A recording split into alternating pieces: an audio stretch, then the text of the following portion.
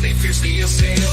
In every speech it's the villain they unveil. From racism, patriarchy they rail. Ain't known, ain't nothing yet, where do they prevail? Ushering in their marches utopia's the end game. The turbulent strikes they aim to overthrow the old, establish their claim. In the vision they abolish everything. They need capitalism for the pain of clever lies.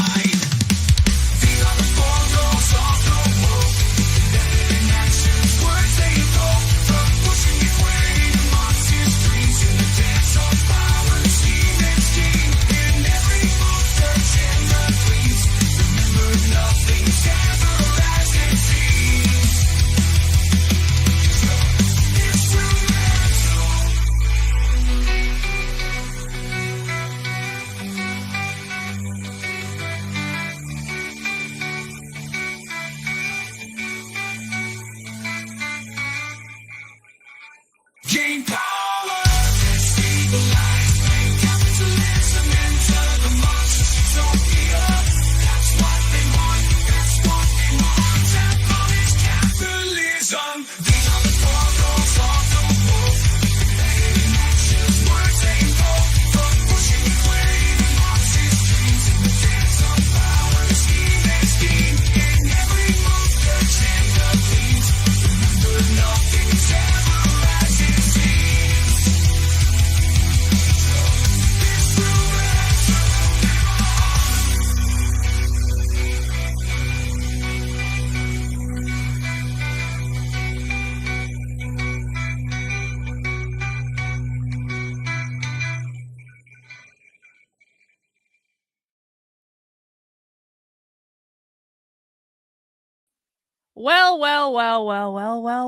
Well, fellow Gnostic sex cultists, it's another day and another unhinged meltdown all over Twitter about the Libertarian nominee for president. Now, I actually was going to move on today. We were going to go back and actually do real work today. We were going to watch a leftist training and talk about it like I normally do.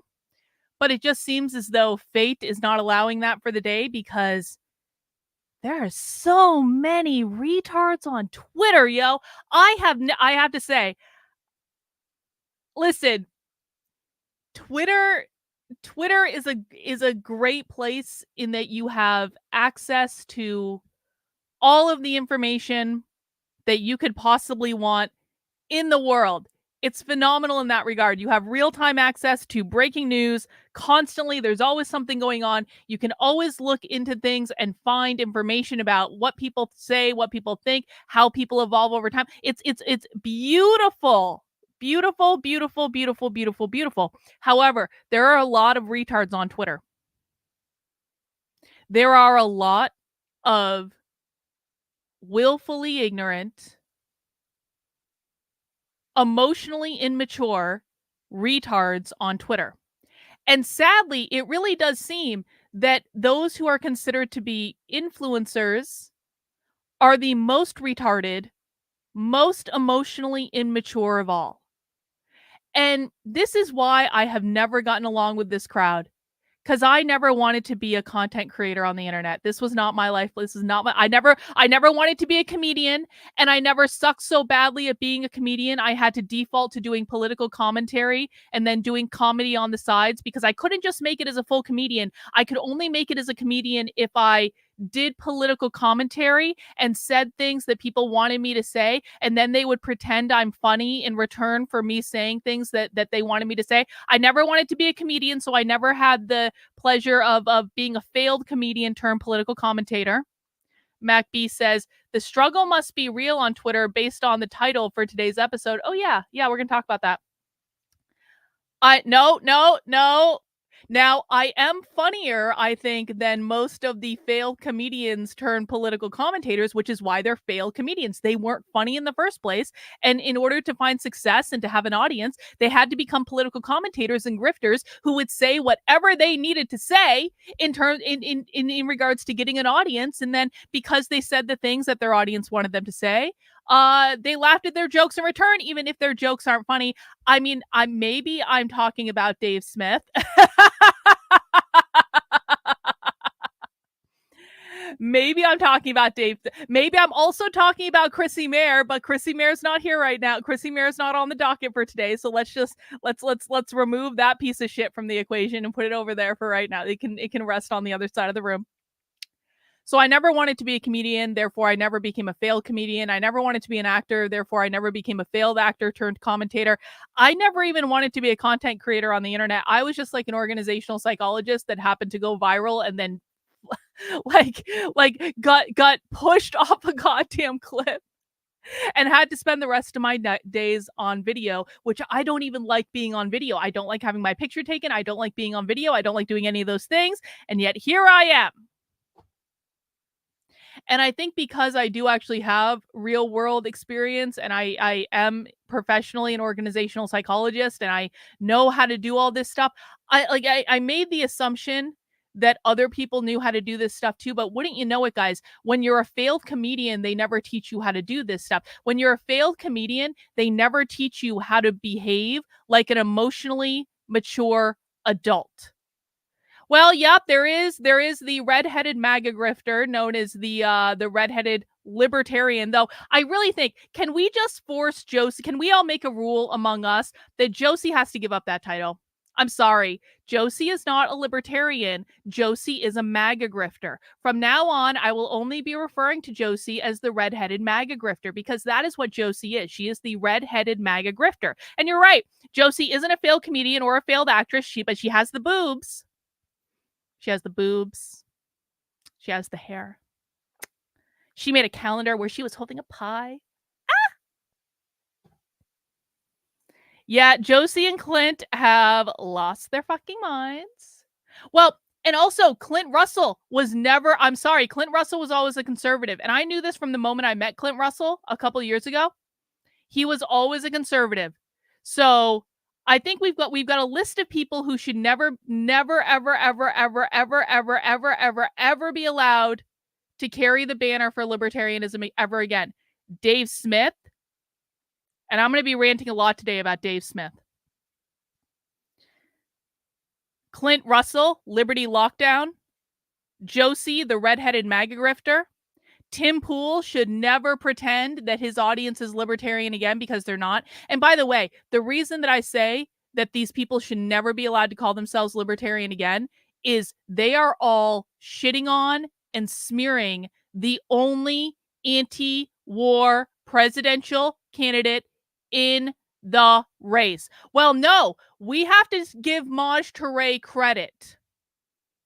Maj Toure, and I generally find this to be true of people who actually do activism in the real world. Maj Toure actually does activism in the real world. He doesn't just talk on Twitter. He does all sorts of stuff in his community. He genuinely does, guys. I've been on the phone with him talking about these things. I've seen what he's done in the real world. And Maj Toure has actually been on Twitter basically trying to, as much as he can, say, you don't need to like Chase Oliver, but you understand that this is about liberty and this is about advancing liberty. Maj Toure has actually been a voice of reason. And I generally find, and by the way, I don't think Maj Toure likes Chase Oliver. And that's fine. Maj Toure is allowed not to like him, but he has had one of the more level-headed takes throughout this whole thing. I found that in Maj Toure.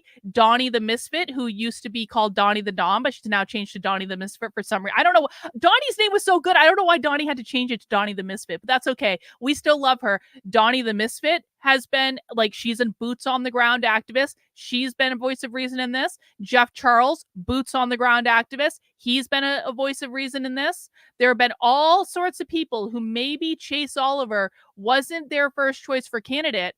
And I'm going to be honest, I supported Michael Rechtenwald. Even I had people screaming at me on Twitter saying, you just hate the Mises Caucus! Well, I do hate the Mises Caucus. I think Michael Heiss has gotten so power hungry and so unhinged from reality that he lost focus on anything that he was trying to do when he took over the party. And that's been true for years. And even though I detest Michael Heiss and Jeff Douglas and how all of them have been behaving for years, and even though I backed away, and the Mises Caucus imploded in New Hampshire. This wasn't even me leaving the Mises Caucus. I was trying to help them. And instead of taking the help that was being offered to them by me and several other people in New Hampshire, the Mises Caucus decided to just completely get rid of the New Hampshire Mises Caucus. They kicked everyone out. So there is no Mises Caucus in New Hampshire for me to be a part of. And that's been true for a while now. And that was not my choice. I tried to help them. They spit in my face. They lied about me. They defamed me. And then they kicked everyone out of the Mises Caucus. And there's more of that story. And I've covered that on the channel. Anyway, my point is this. Even though I haven't been involved in the Mises Caucus in years, and quite frankly, haven't wanted to be involved in any of this because I assessed it to be a giant waste of my time due to how much infighting was going on, I still supported Michael Rechtenwald. Unequivocally. I said from the beginning, I support Michael Rechtenwald. I had Michael Rechtenwald on my channel. I was sharing Michael Rechtenwald's stuff. I still think that Michael Rechtenwald is a really good guy. And he ran a really good campaign. And my heart really, it really did. It broke for Michael Rechtenwald when I saw that Chase had beaten him. It really did. I was like, oh, because it was really close. And that must have been heartbreaking for him. And I have nothing but respect and admiration for Michael Rechtenwald. And I've said so from the very beginning. And in fact, Michael Rechtenwald, I have to give him a ton of credit because of all the people that we're going to talk about today. Michael Rechtenwald said 9 hours ago, I congratulate Chase for winning. Why is Twitter doing this nowadays? I congratulate Chase for winning the Libertarian Party nomination for president. It was a hard-fought campaign and a close race to the finish. I won the first 5 rounds of voting and gained it every round, but lost by a hair in the end. Although we disagree on some major issues, there's no doubt that Chase for Liberty ran an excellent campaign. Before the nomination process, Chase told me he wanted to work with any of the candidates on the anti-war front, and I will still do that if he wants me to do so. I especially thank all of my supporters, donors, and my amazing and incredibly hardworking staff and the national and state chairs of the campaign. Upward and onward.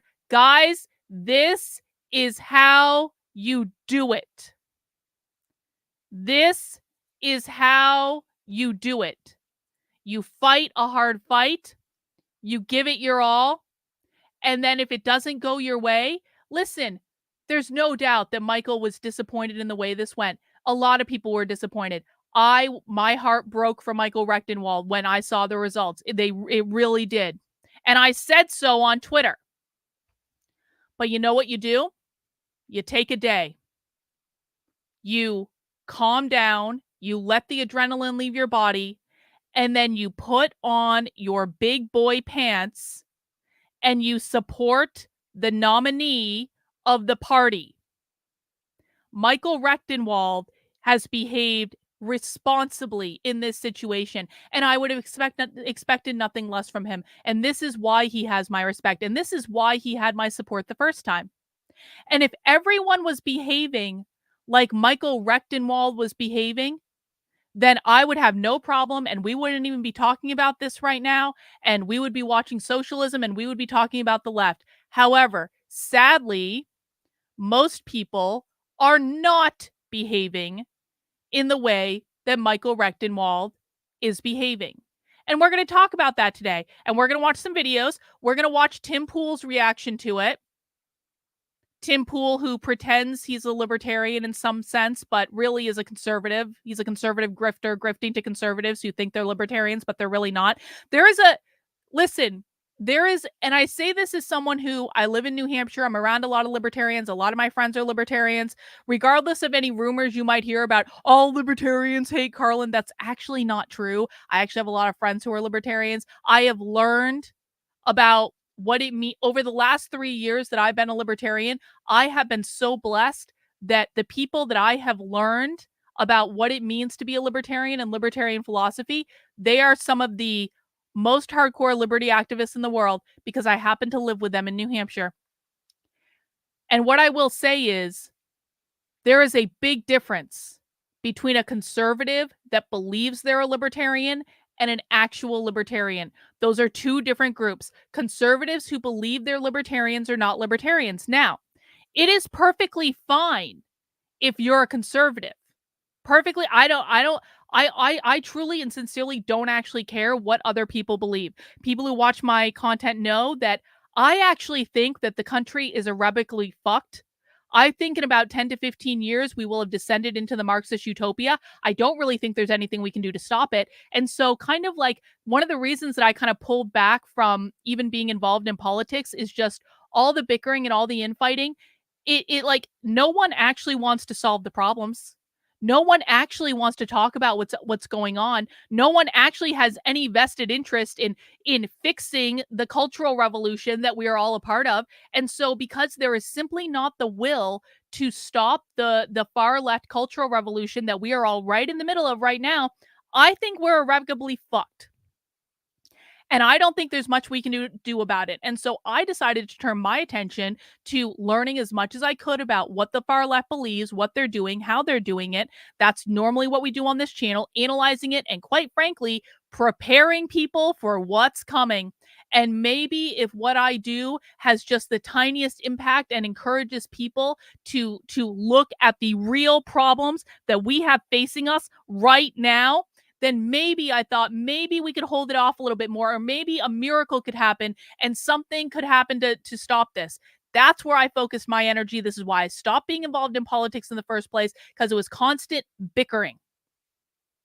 However, that doesn't negate the fact that I don't care what you believe. I don't care who you vote for. That doesn't matter to me. But conservatives who think they're libertarian are not actually libertarians, and the audience that Tim caters to are conservatives who believe they are libertarians, but they are not. And yeah, exactly. Dave Smith isn't funny. I tried. Robbie is way funnier. Robbie Bernstein is way funnier than Dave Smith. Robbie is actually funny. I have been to multiple of Robbie's comedy shows and laughed my ass off. Robbie is actually funny. I've also been to multiple of Dave Smith's shows, and he is not funny. Full stop. Not funny. Anyway, let me get a couple super chats and then we'll continue. Naruto says, conservatives are acting like leftists, bringing up 2 to 3-year-old tweets. Chase still has to hold those positions and he's not allowed to grow. That's right, guys. Everyone needs to be allowed to grow politically. I quite frankly am sure that Chase Oliver has grown a lot politically in the last 2 years because he spent the last 2 years of his life campaigning. And so you can't help but grow politically when you're out there traveling all over the country, campaigning, talking to, he's probably millions of people he's probably spoken to over the last 2 years. I mean, at least hundreds of thousands of people. And so you can't help but grow politically. And maybe he's done that. But now all these asshole influencers, because they're upset that they don't control the presidential candidate for the Libertarian Party. And by the way, part of the reason they're upset is all of them were planning on making bank from controlling the presidential campaign for the Libertarian Party. That's just like reality. We can all hinge into that, right? That's what they thought was going to happen. And then their gravy train would snatch from them. And now they're having a massive fucking hissy fit and literally endorsing another fucking party. We'll talk about that in a second. Dave Smith is such a strong man that he blocks people who criticize his comedy. That's true. Dave Smith will literally block you if you say that he's not funny. He did this to Heidi Briones just the other day. Heidi can back this up. If you can't take the heat, they should get out of the kitchen. Are Clint Russell and Dave Smith libertarians? No. Dave Smith and Clint Russell are conservatives who believe they are libertarians. I'm sorry. I'm just going to say it. If you cannot put on your fucking big boy pants and endorse the only anti-war candidate in the race, the only candidate who is willing to say, stop the genocide in Gaza, the only candidate who is willing to call for the defunding of all foreign aid, including foreign aid to Ukraine and foreign aid to Israel, if you cannot remove your head from your ass to support the only person with a strong anti-war platform, you are not a fucking libertarian. The Libertarian Party is grounded in being anti-war. That is one of the signature issues. And so if Dave Smith's ego is more important to him than supporting strong anti-war messaging, then he just needs to admit that this was all a grift in the first place. And actually, let's just go. Well, actually, no, we're going to get to Dave Smith in a second. I have more of a rant about Dave Smith. I would say the same thing as Clint Russell of Clint Russell, except Clint Russell was never a fucking libertarian. Clint Russell, from the time I met him, was a conservative who leaned libertarian. And we've already assessed conservatives who think they're libertarians are not actually libertarians. Those are two different groups. Clint Russell is a conservative. What do I call someone who is conservative on fiscal policy and conservative on social policy? Conservative. Exactly. So we're going to watch this Tim Pool video. Now, I also had this Jimmy Dore video pulled up, and I wasn't actually going to watch it. I kind of had it on the back burner, and I was like, maybe I will, maybe I won't. But then a funny thing happened literally as I was playing the introduction to the show. Jimmy Dore actually tweeted at me, because I was telling this other asshole that I ended up blocking on Twitter because he was being an asshole. I said, I'm sure the Jimmy Dore video has things cut out of context, as they always do, and that's not the same as providing receipts. And then Jimmy Dore actually answered me and said, I'm sincerely interested in finding out what context you think I cut out. If you provide that, I will gladly share it and correct my mistake on the show tomorrow. Thank you. Okay, Jimmy. Okay. Challenge accepted. I'm more than happy to watch your video and let you know what I think about it. Absolutely. So we've got that. I also have this interview that my friend Greg did with Chase Oliver and his vice presidential candidate, Mike Termont, last night. And I do want to watch this as well. And maybe this is just selfish, but I wanted to actually watch this last night, but I was just super busy all night and I didn't get a chance to. I do want to watch this and I want to see what they said. But before we get into that, I've got some tweets I want to go through and I want to rant for a little while. I also want to remind people that if you do want to support the work I'm doing, of course, there are several ways to do that. Number one, mount the like button for me, if you would be so kind. Number two, subscribe to the channel, whether you're watching on YouTube, on X, on Rumble. I stream Monday through Friday at 5 p.m. Tomorrow we're streaming at 3 p.m. though, because we're having Joshua on, who wrote the book with Jack Posobiec about communism. I'll make a formal announcement about that, but we are on for 3 p.m. tomorrow, just in case. But another way you can support the work I'm doing is by heading over to the Unwoke art store, where I have all sorts of sweet merch that you're not going to be able to get anywhere else, including stuff like the 4 goals of the woke left design. You can get this on t-shirts, hoodies, prints, framed prints, bags, all sorts of good stuff. That's the song you heard at the. You can even get it on a pint glass. You can drink your beer while contemplating our inevitable demise into the Marxist utopia. Bro, this is about the most. This is the type of retard that listens to Dave Smith. This right here is quite literally the most retarded thing I have ever heard in my life. Guys, for those who might be new to me, maybe you're tuning in for the first time, I have literally watched more far left Marxist, Antifa, socialist, communist training than anyone else in the world over the past 3 years. I have a massive archive of thousands of hours of video of the most far left activists that you are ever going to see in your life on this channel.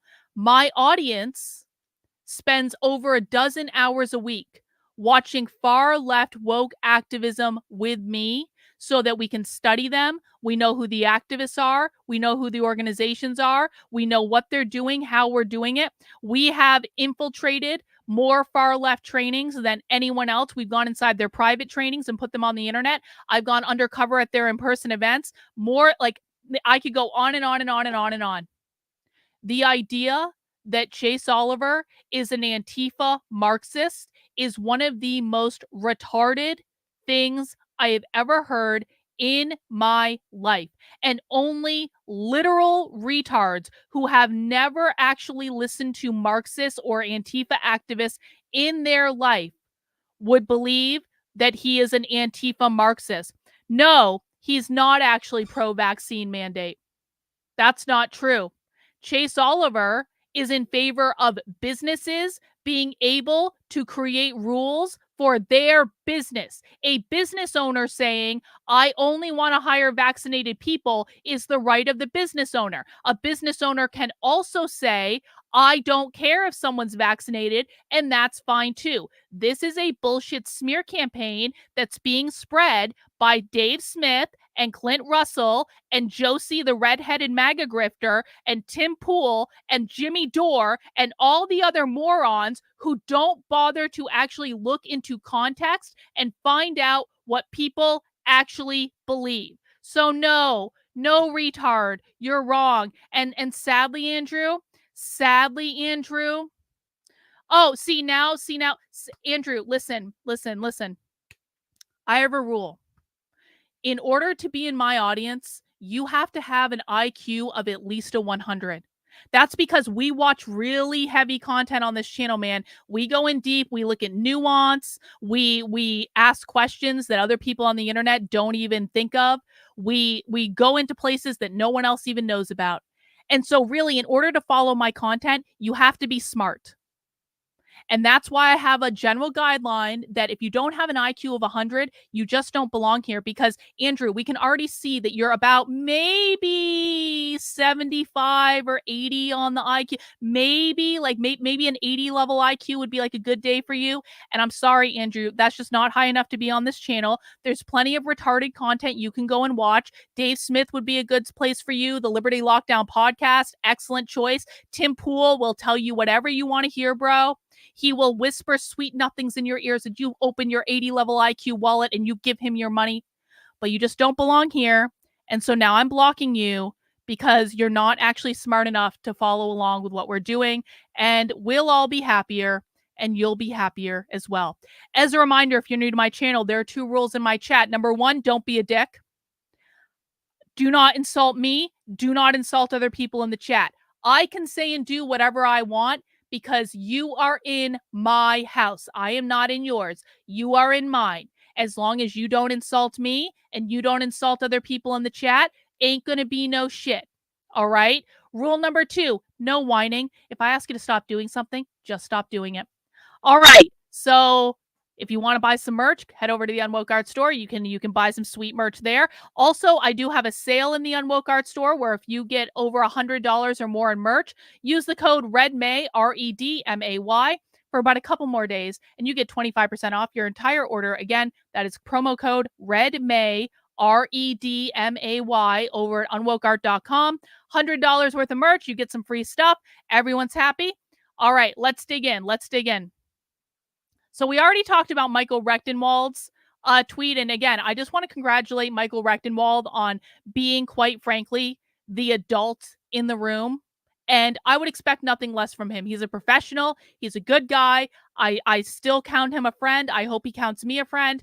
And I would love to have Michael back on the channel anytime. I also, quite frankly, hope that maybe Chase can reach out to Michael and work with him on maybe some of the more cultural stuff. Because, even though, so the culture stuff is a weak point for Chase's campaign. I'm not saying that as a gotcha. I've read Chase's platform. I've listened to him. The culture stuff is a weakness for him. This is an area that Michael can help him with. There can be synergies there. And I do think that if Michael Rechtenwald is able to sit down with Chase and talk to him about some of these issues, they're reasonable people, and I'm sure that they can come to some sort of reasonable agreement about how they can help each other. And that's what I hope happens, guys, honestly and truly. Chase Oliver was not my first choice for the nomination.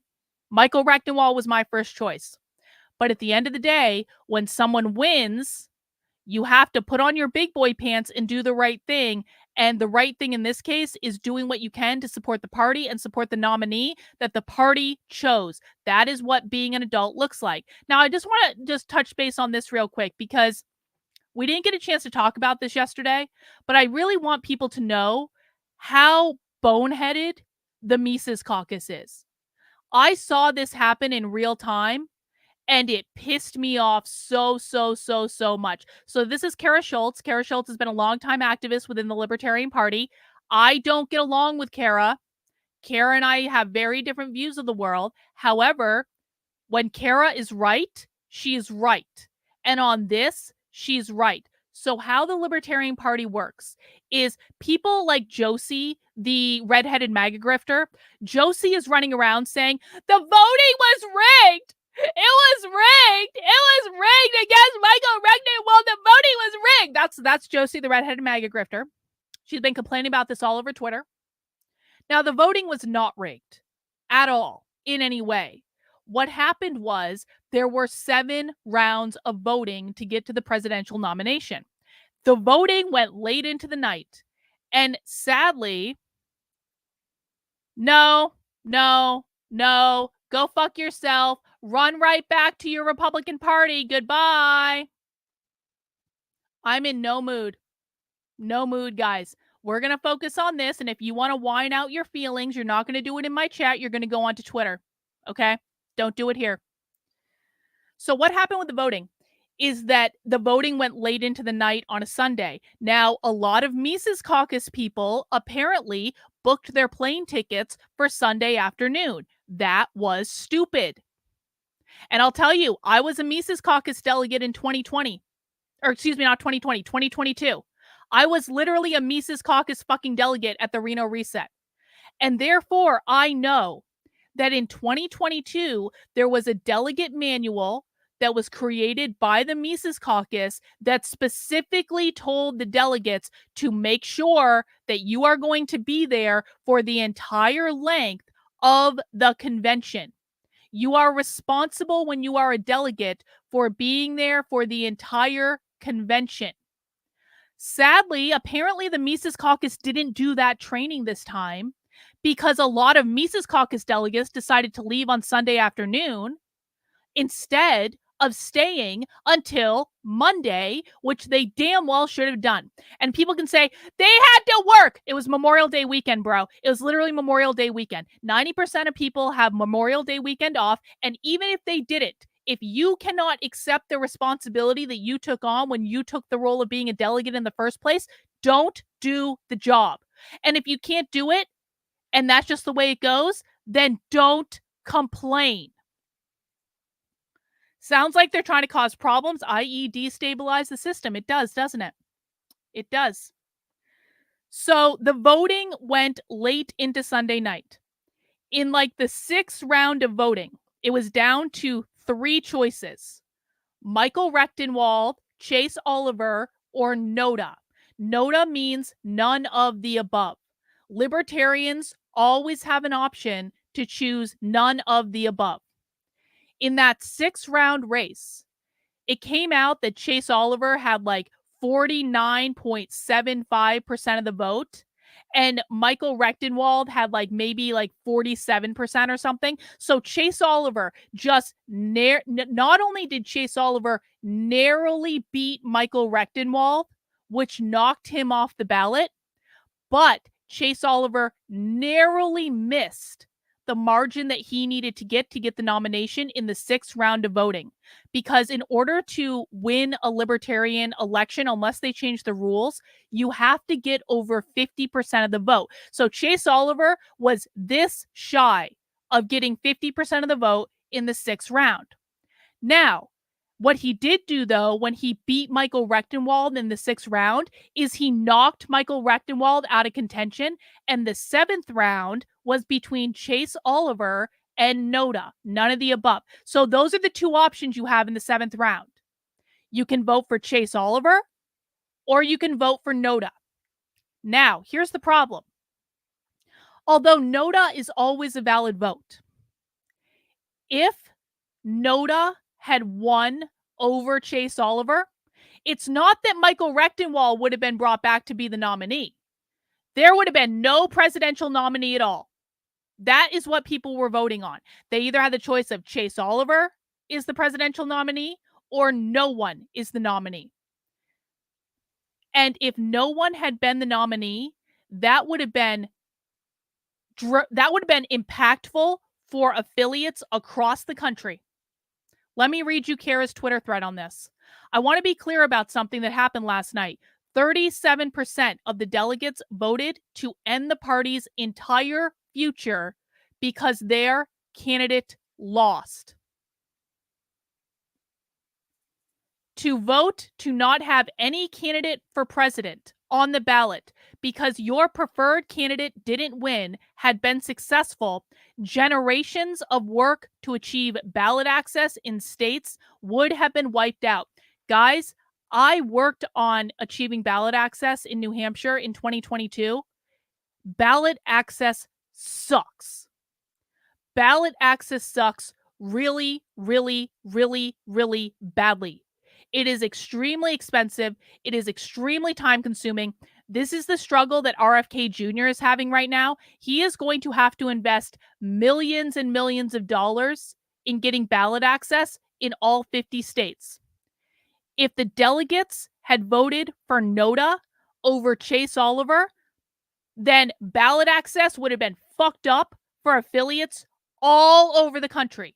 This is years of work for some of these places. It's not a joke. It's not insignificant. This is people's free time because they're all volunteers. It's their weekends. It's their off hours. It's time that they don't have to spend dedicated to getting ballot access for libertarians. And because the Mises Caucus was throwing a goddamn temper tantrum, they tried to jeopardize that for everyone else by telling everyone to vote Noda over Chase Oliver. It was disgusting. I'm sorry. Like, trying to fuck with every state affiliate, or at least a lot of them, because your candidate didn't win is a rough equivalent of a toddler throwing themselves on the floor and having a temper tantrum because they didn't get their way and they didn't get an ice cream cone. That's what we're talking about here. It is a loss of time, it is a loss of money, and it is spitting in the face of every single person all across the country who has worked tirelessly to get and maintain ballot access. I'm sorry. That was some bullshit right there.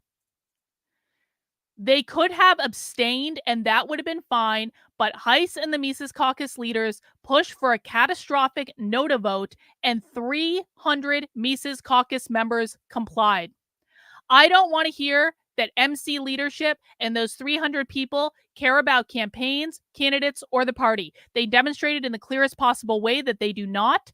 Thank you to the MC who broke ranks and were decent human beings.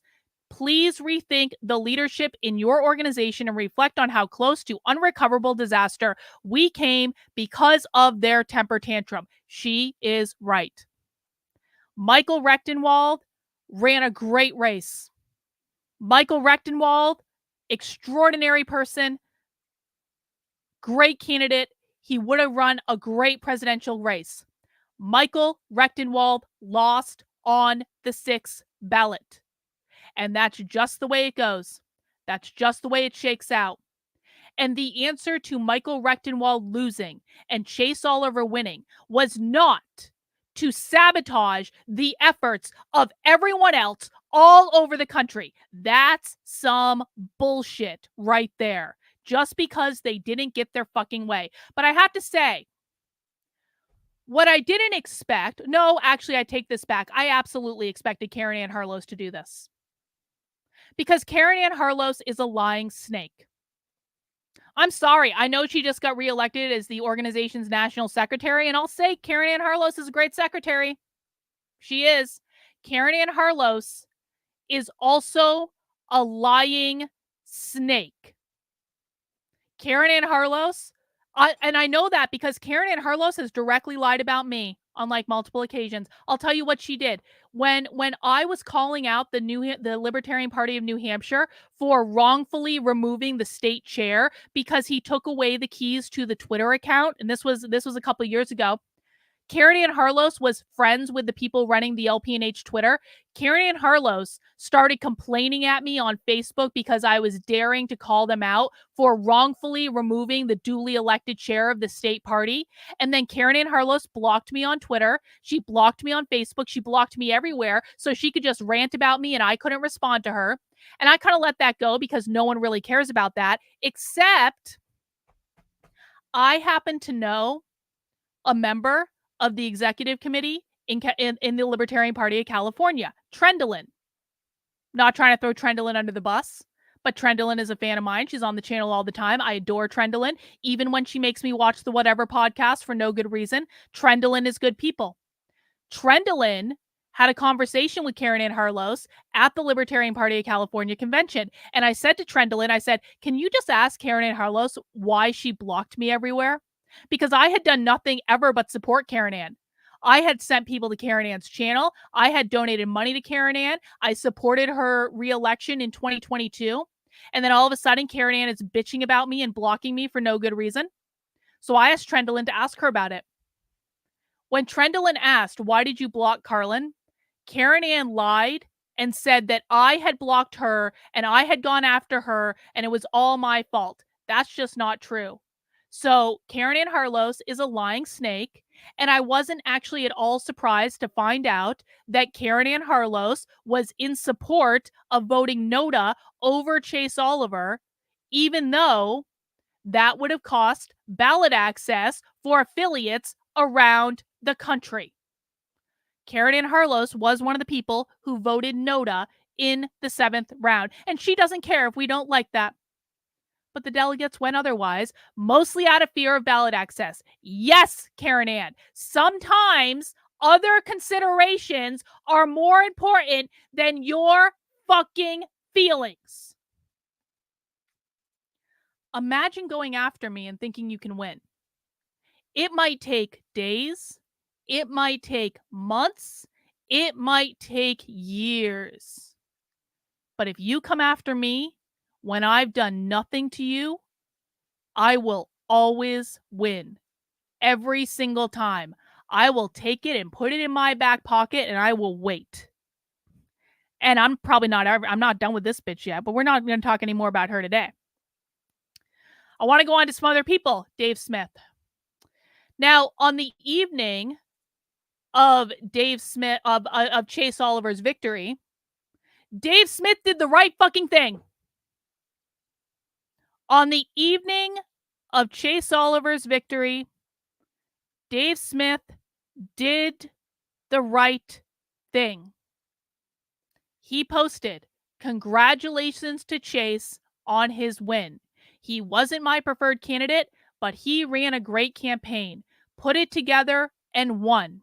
I appreciate that he is so unapologetically anti-war, and I hope he leads with that in his presidential campaign. I wish him the best of luck in spreading that message." Fine. We all know that Dave Smith is disappointed in this. Dave Smith, by the way, could have run for president himself. Dave Smith made a brand off of basically telling people that he was going to run for president. Dave Smith made probably millions of dollars off of insinuating that he was going to run for president and be the standard bearer of the Libertarian Party in 2024. Dave Smith brought countless people into the Mises Caucus by saying that he, never said it directly, but insinuated very strongly that he was running for president. Dave Smith led everyone on until the very last minute when he decided not to run for president because his wife wanted a dream house. And in order to buy his wife a dream house, Dave Smith had to pick up more comedy dates. So after years of leading everyone on, lying to people through obfuscation and deflection, and then really waiting until the very last moment to spring it on everyone, Dave decided not to run for president because buying his wife a dream house was more important. Now, listen, man, happy wife, happy life. If Dave wants to buy his wife a dream house, that's certainly his business. Not my business. But I find it a little ironic that everyone's talking about how Dave could have been the standard bearer for this. Dave opted out. No one forced him to opt out. He decided to opt out. And so anyone talking about him being the standard bearer, Dave opted out from being the fucking standard bearer the minute that he decided to do more comedy dates when he's not even funny in the first place in order to buy his wife a dream home.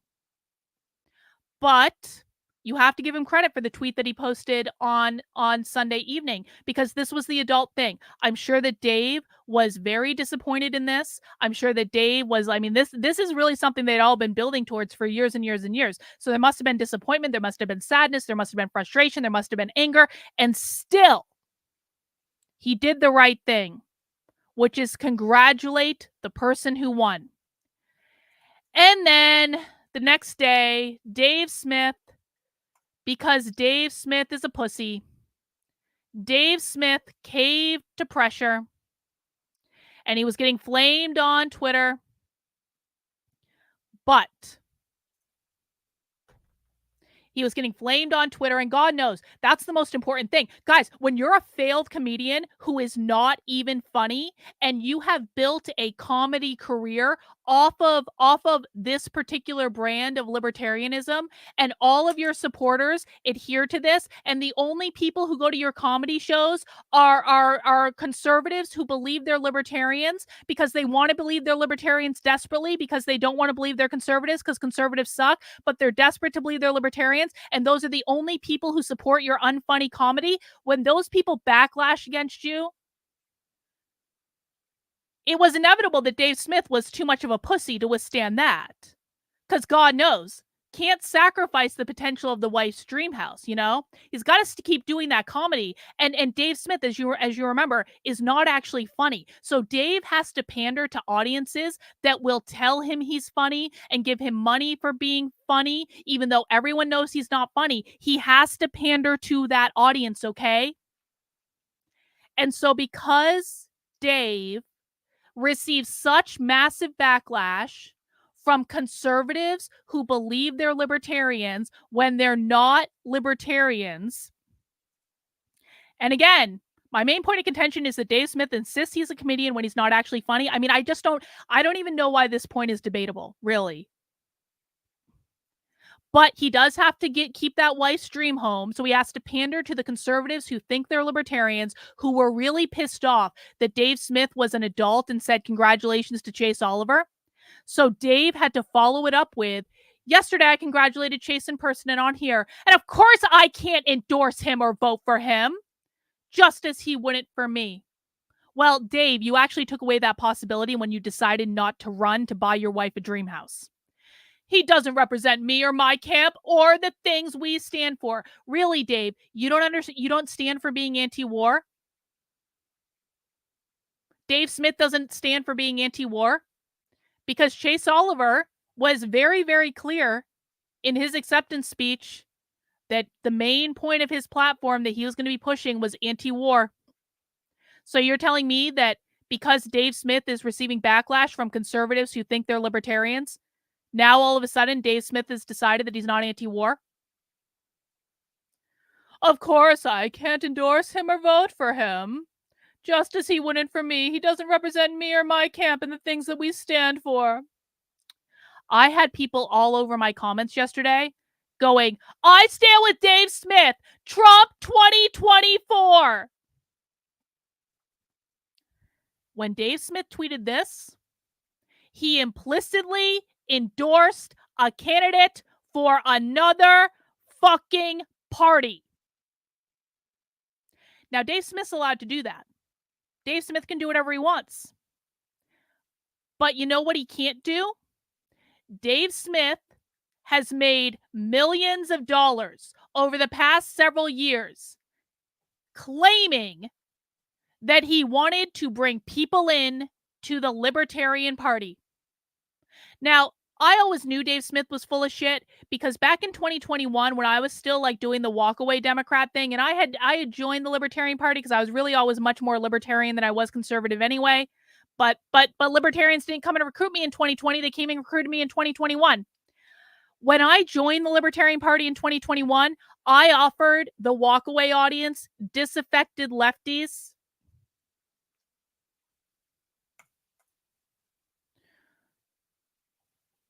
I am on this is, are you confused?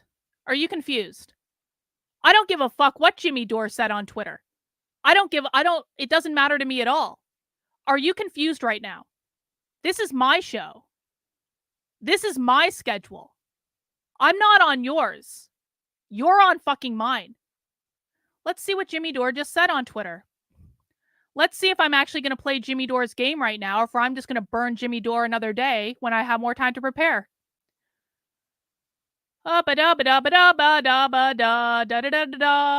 Revealing that you won't make the accusation. Okay, hang on. Hang on. We'll do this live. I'm happy to accommodate Jimmy Dore's little temper tantrum live. And by the way, bro, if you don't want to sit around and watch my show, because this is my show, this is not your show, this is actually my show, you can get the fuck out. I don't care. Let's see. Let's see. Hang on. Of course, my browser is being slow because I need to update it.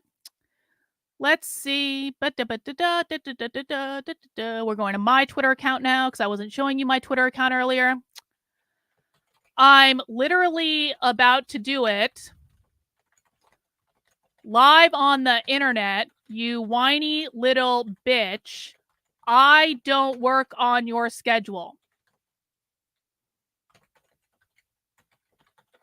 I'll get to it when I'm good and ready. You can tune in or not and keep whining on Twitter.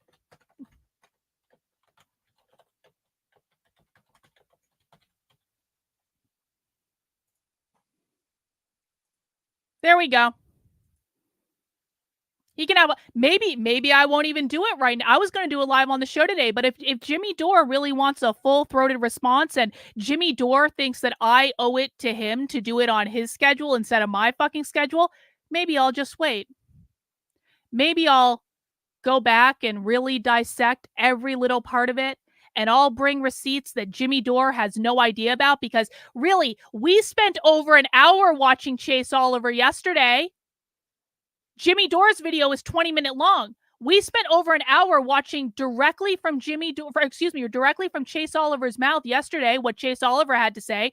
Do I have any illusion that Jimmy Dore spent any time at all researching this? No.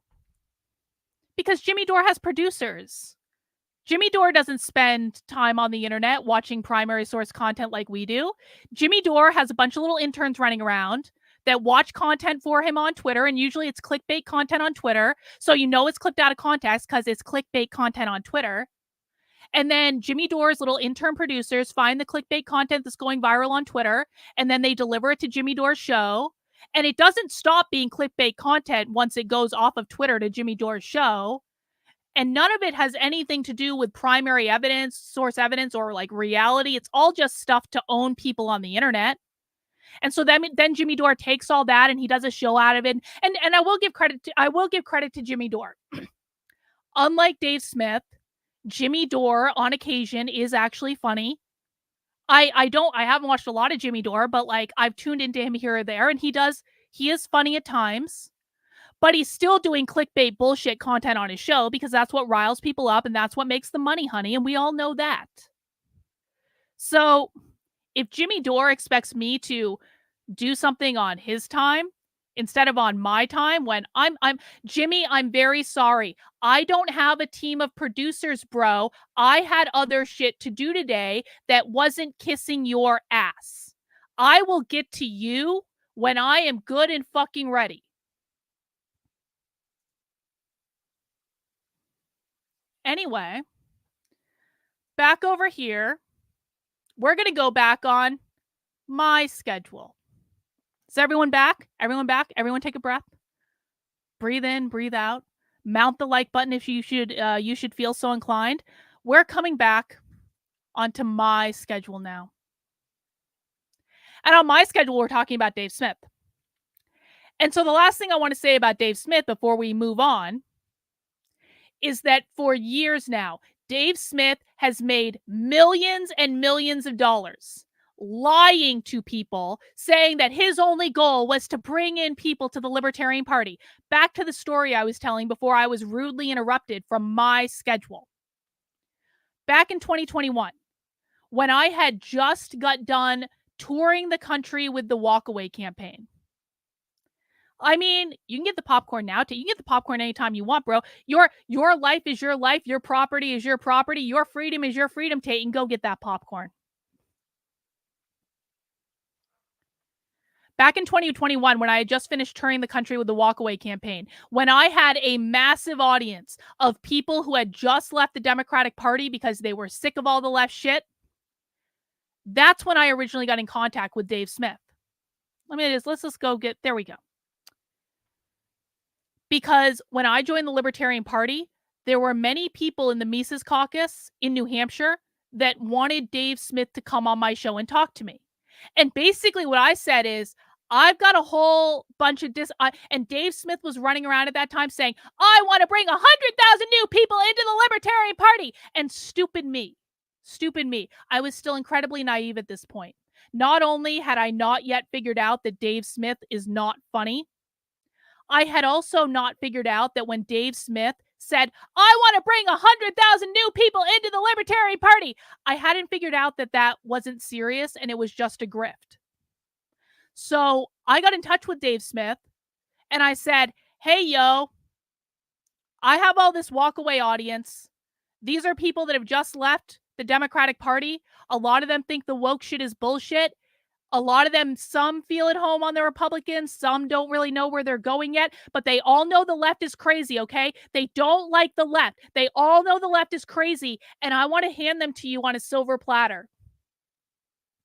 I tried to serve my walkaway audience up to Dave Smith, because Dave Smith had run around the internet saying he wanted to bring 100,000 new people into the Libertarian Party. And I just started getting really excited about the Libertarian Party because I felt like I had found my home. And so I got in touch with Dave Smith and I said, Dave, here's a whole bunch of disaffected people that are looking for a political home. Maybe you can give them a home in the Libertarian Party, Dave. And Dave Smith ignored it and never got back to me. And this started a year-long escapade in which people in the Mises Caucus would get in touch with Dave Smith. They would say, you should talk to Carlin. And Dave Smith would go, yeah, okay. And then I would get in touch with him and he wouldn't answer. And then people went up to Dave Smith at PorcFest and they said, Dave, you should talk to Carlin. And he said, yeah, okay. And then I got in touch with Dave Smith and then he didn't answer. And then Michael Heiss and Dave Smith were going on Tim Pool's show. And Michael Heiss literally stood over Dave Smith's shoulder and said, you're fucking answering Carlin, you asshole. And so Dave Smith sent me an email and he said, hey, Carlin, let's schedule that talk. And I did, and I emailed him back, I mean, fucking immediately, because Michael Heiss texted me and Michael Heiss was like, I got him to send you an email. And then I answered Dave Smith immediately and Dave Smith never responded. And so I just basically gave up at that point. I was like, dude, obviously doesn't want to talk with me. That's fine. Like, I don't need to serve you up my audience on a silver platter, Dave, which again, at that time, and actually there's still a lot of disaffected people in my audience now, but at that time, my audience was like much more filled with people who were really looking for that political home. Now we're just all disillusioned. Excuse me. Now we're mostly just disillusioned and we think everyone sucks. So I was like, okay, Dave Smith isn't serious about this, whatever. That's kind of disappointing. Then there were a couple of events in which Dave Smith and I were both there in person. And it was hilarious because at both these events, the exact same thing happened. Dave Smith and I happened to be in the same place at the same time. And there was a brief moment where Dave Smith and I would like make eye contact. And then as soon as I made eye contact with Dave Smith, he would go like this. And then he'd run away. As soon as he made eye contact with me, he turns his head. It's like, that didn't happen. Don't look. She can't see me. If I turn my head, she just can't see me. And he would run away. And so the second time this happened was actually at the Reno Reset in 2022. And so when it happened the second time, I was like, oh, I understand. Dave Smith is afraid of me. Okay. You know, lesser men than Dave Smith are afraid of me. So that makes sense. I mean, I gotta be honest, Dave Smith is an Aries just like me, so I kind of expected Dave Smith to be a little bit less of a pussy. Like, I didn't actually expect him to be afraid of me because he is an Aries and I'm an Aries, but I'm a lot stronger of an Aries apparently because Dave Smith was obviously afraid to talk to me. And that was kind of the end of that. And I didn't actually really like think much of it other than, okay, well, he doesn't want this to happen, blah, blah, blah, whatever. It doesn't really matter to me.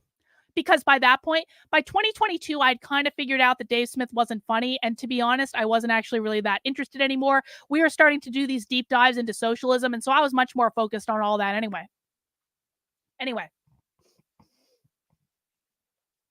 Excuse me. That's my story about Dave Smith. And I should have known then that when Dave Smith was positioning himself as the standard bearer for the Libertarian Party and he was claiming that he wanted to bring all these new people into the Libertarian Party, I should have known he wasn't serious then, and I kind of did. But I got to be honest with you, what I didn't expect to happen would be that Dave Smith would turn into such a bitter little bitch that he would actually implicitly endorse the presidential candidate for another fucking political party.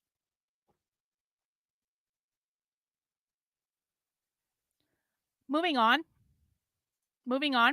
I also want to call out just the other kind of like grifters in this entire situation. Of course, we have conservative Clint Russell, who said, I just want to make this very clear. Chase Oliver does not represent most libertarians, and very few of us will be supporting him in November.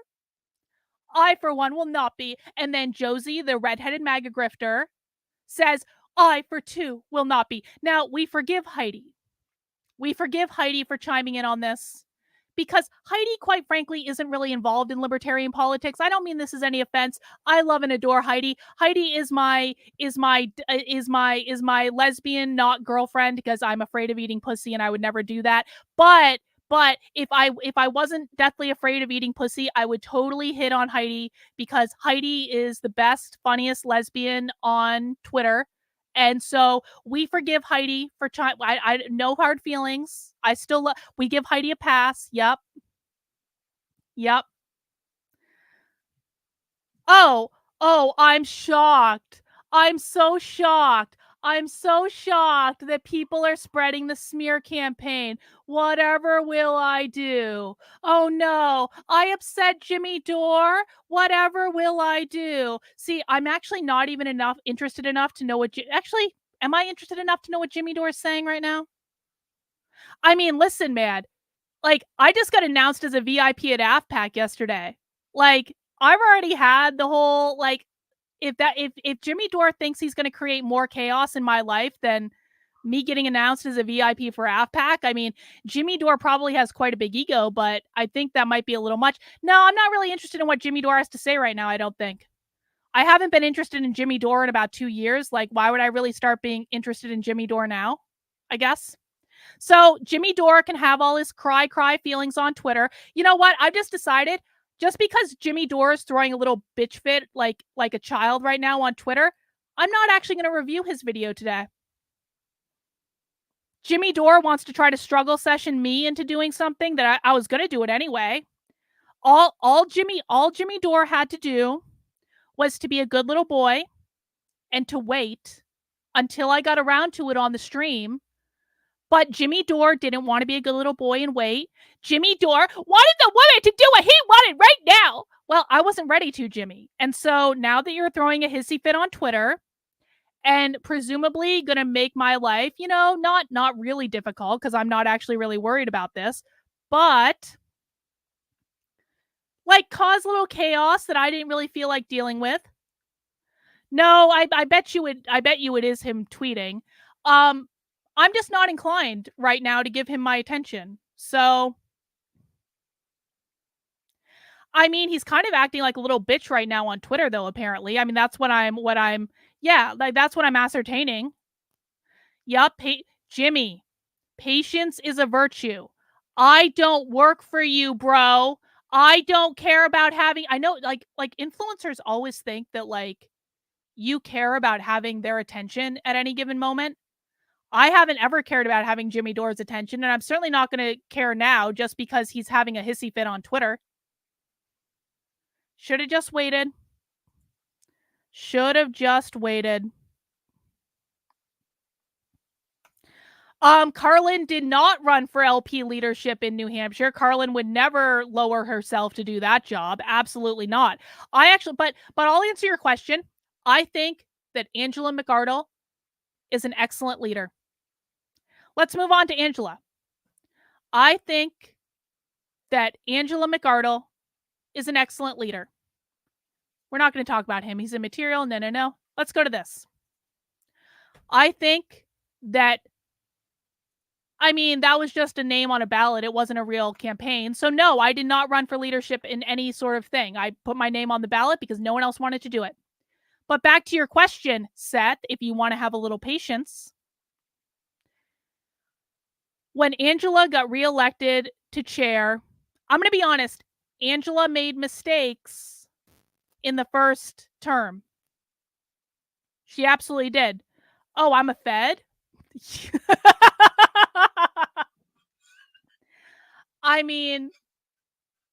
If you want bullshit, go to Twitter, I suppose. There are some people that are Feds in this stream. Tim Pool is a Fed. There are some other people too, I'm sure. But I'm pretty sure I'm not. People, listen, man, listen.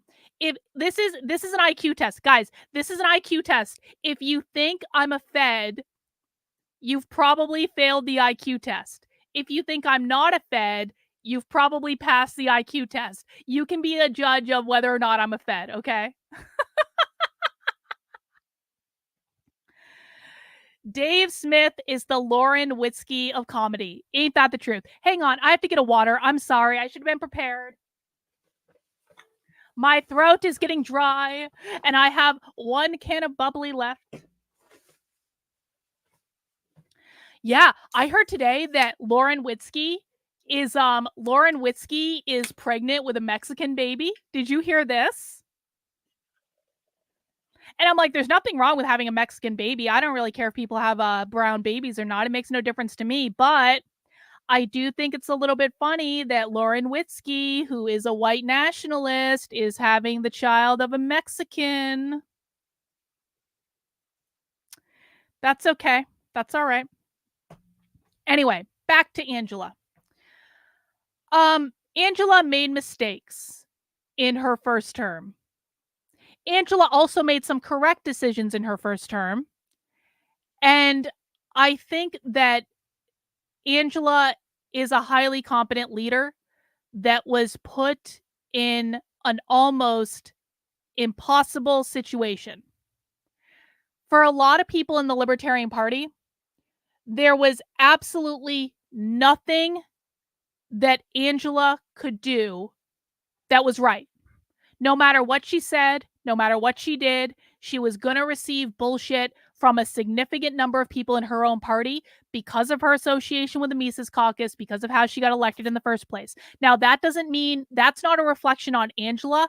That's a reflection on the political climate that was created when the Mises Caucus took over the party. I think that Angela probably had every best intention. I think that probably taking over the chair of a national party is going to be a challenge for anyone. It's going to be a learning curve for everyone. And even though Angela had a lot of experience going into it, I think that might be an overwhelming thing to do for pretty much the most experienced person, right? So mistakes were made, and I don't want to overlook that. I don't think that her first term was perfect. But overall, I do think that Angela is a highly competent leader. I think she's got a good head on her shoulders. I think she's got a good support system. And I think that she was the best choice for re-election as chair of the party.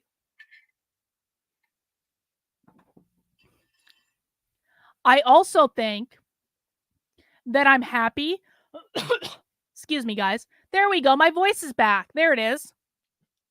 I also think that I'm happy that Mark Rutherford got vice chair of the party, because my perception of first of all, Mark Rutherford was not the Mises Caucus choice for vice chair of the party, which I actually think is a good thing. Mark Rutherford seems to have it together. He seems to be an adult. He seems to have connections in terms of fundraising that Angela doesn't have. He seems to be organized. He seems to be just collegial. And that's kind of what you want, I think, in that vice chair role for the party. You want someone that's going to be reliable and consistent and isn't going to spend all their time shit posting on Twitter and like all this stuff. So I was glad to see that the Angela Mark Rutherford election, even though it wasn't the candidate I don't think Angela wanted, I think it was the right candidate. However, I have questions. Because 4 hours ago, Angela posted this tweet. And here's the thing. I don't know if Angela meant to endorse Trump with this tweet, but the way the tweet reads, it kind of seems like Angela, the newly reelected chair of the Libertarian National Party, it kind of seems like she's implicitly endorsing Trump. So let's read. Everyone is understandably flipping out right now. I will have more to say this weekend. For now, I will say that I delivered an incredible convention with the help of an amazing staff and volunteers. Listen, I didn't watch the whole convention. I mostly just watched Sunday. But I will say, what I did watch at the convention, Angela, of course, was the chair of the convention. I thought she did a wonderful job. I thought she was accommodating to everyone. I thought that she was fair. I thought that she was a delight to listen to. Certainly better than Whitney in the last convention. Now, Whitney also had an ear infection in the last convention, so we have to account that. But I thought that Angela did overall a really good job in running the convention. All my critics were wrong. I made the right call to invite Donald Trump. I don't know about that, but okay, fine. If libertarians can behave themselves, he will free Ross Ulbricht and put one of us in his cabinet. Balls in your courts, libertarian. We are getting in that administration. Did Angela McArdle just implicitly endorse Donald Trump? What do you guys think? Did the chair of the Libertarian National Party just implicitly endorse Donald Trump? Because that's odd wording. That's odd wording, Angela. Angela, it kind of sounds like you just endorsed Donald Trump. We kind of think that you just endorsed Donald Trump, Angela. It kind of sounds like you're endorsing Donald Trump. Sounds like McArdle is mainly interested in graduating to federal grifting. It kind of sounds that way. It does.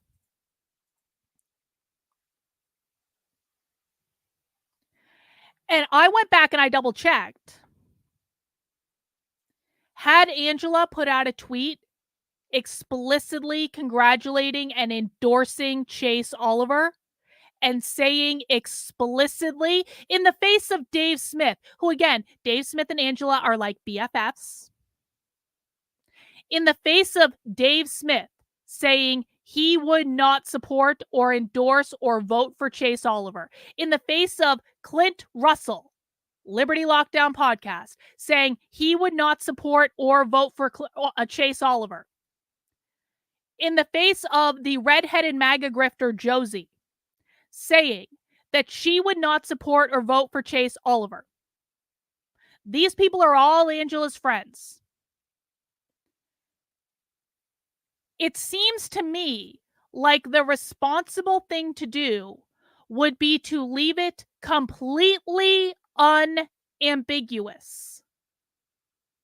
So I went back and checked to see, did Angela tweet that she would support and vote for Chase Oliver, who is the rightful presidential nominee for the party that she is in charge of running, whether she likes it or not. That is immaterial. This is big girl pant time. Had Angela explicitly said that she would vote for Chase Oliver,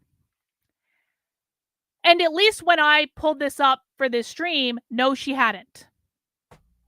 So I have a question into Angela, and this is a yes or no question. I don't really think there needs to be elaboration on this.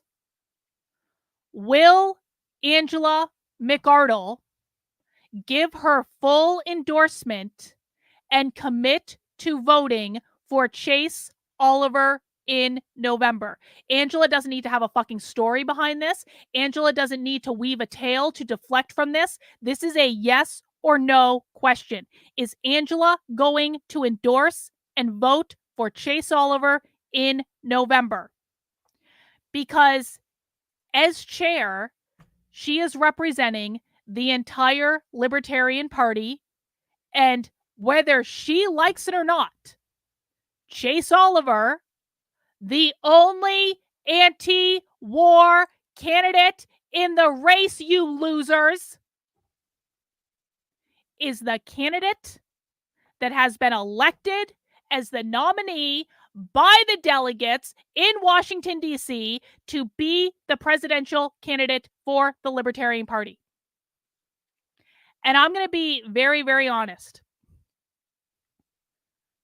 If Angela cannot say that she is voting for Chase Oliver, then she needs to resign. And she needs to resign immediately. And Mark Rutherford needs to take over as chair, because that is unacceptable. And I'll go one step further. If any of us find out that Angela McArdle is working with Dave Smith, or working with Clint Russell, or working with Josie the redheaded MAGA grifter on anything related to Libertarian Party strategy, when Dave Smith and Clint Russell and Josie the redheaded MAGA grifter have all explicitly said that they will not vote for the party's candidate, which means they're endorsing a candidate for another party. If Angela works with any of those people on anything related to party strategy, she should resign.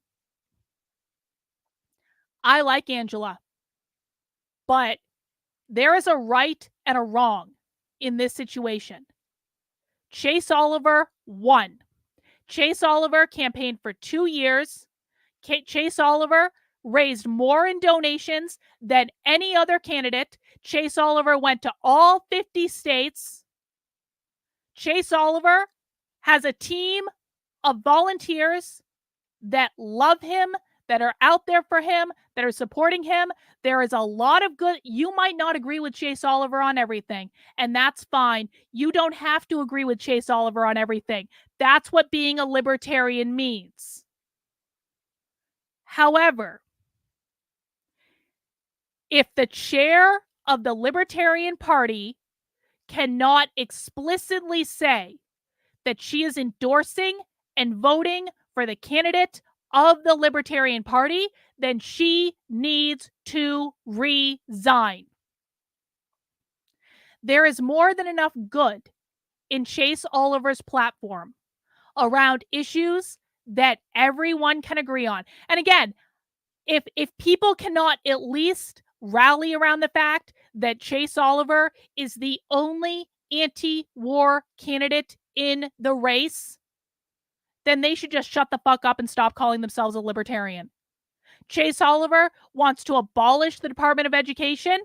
Fucking sold. By the way, guys, you can't be a woke Marxist if you want to abolish the Department of Education. Those two things don't go together. So any retards on the internet, and I don't care if they have red hair and boobs or not, any retards on the internet that say that Chase Oliver is a woke Marxist, that's just not logical, guys. That doesn't pass the sniff test. My position is this. Ultimately, you can vote for whoever you want to vote for. If you want to vote for Trump, fine. If you want to vote for Chase, fine. If you don't want to vote at all, fine. My position up until like 5 minutes ago was that probably I wouldn't vote at all, but I might vote for Michael Rechtenwald. Now I would crawl through fucking broken glass to vote for Chase Oliver, and I'm not even joking about that. I'm really not. What these people are saying is that gay means woke Marxist. This is exactly right. They're saying that because Chase Oliver went to a pride event and wore a rainbow shirt, he's a woke Marxist. No, he's not. That's not what that means. They're saying that because Chase Oliver posed for a photo with a drag queen when both of them were fully clothed and nothing sexual was happening, that's proof that he's a Marxist. No, it's not. Chase Oliver is an adult. Chase Oliver is allowed to wear a fucking rainbow shirt at a pride event because he's a gay man. Why wouldn't he? Chase Oliver is allowed to pose for a photo with a drag queen. None of that makes Chase Oliver a woke Marxist. And the fact that Chase Oliver wants to abolish the Department of Education has everyone just lost their fucking minds. Well, yeah, they have. You want to know why? Because you can make a lot of money grifting on Twitter if you just go, woke, groomer, pedo, woke, groomer, pedo, woke, groomer, pay me. Respond to my tweets, share my tweets. Come on. Woke, groomer, pedo, woke, groomer, pedo. Pay me. That's what they're doing. These are simple-minded people who are not smart enough to understand the issues that are actually at play. Not a single one of them knows the difference between trans and queer. Not a single one of them has done like we've done and watched hundreds of hours of real queer Marxist training. Not a single one of them has ever gone undercover at a leftist event. Not a single one of them can name any queer Marxist activists. Not a single one of them can actually define what the goal of queer is. And according to the Mary Nardini gang, who literally wrote the Queer Marxism Manifesto, the goal of queer is the annihilation of capitalism, which is defined as private property ownership. Now, Chase Oliver doesn't understand that either.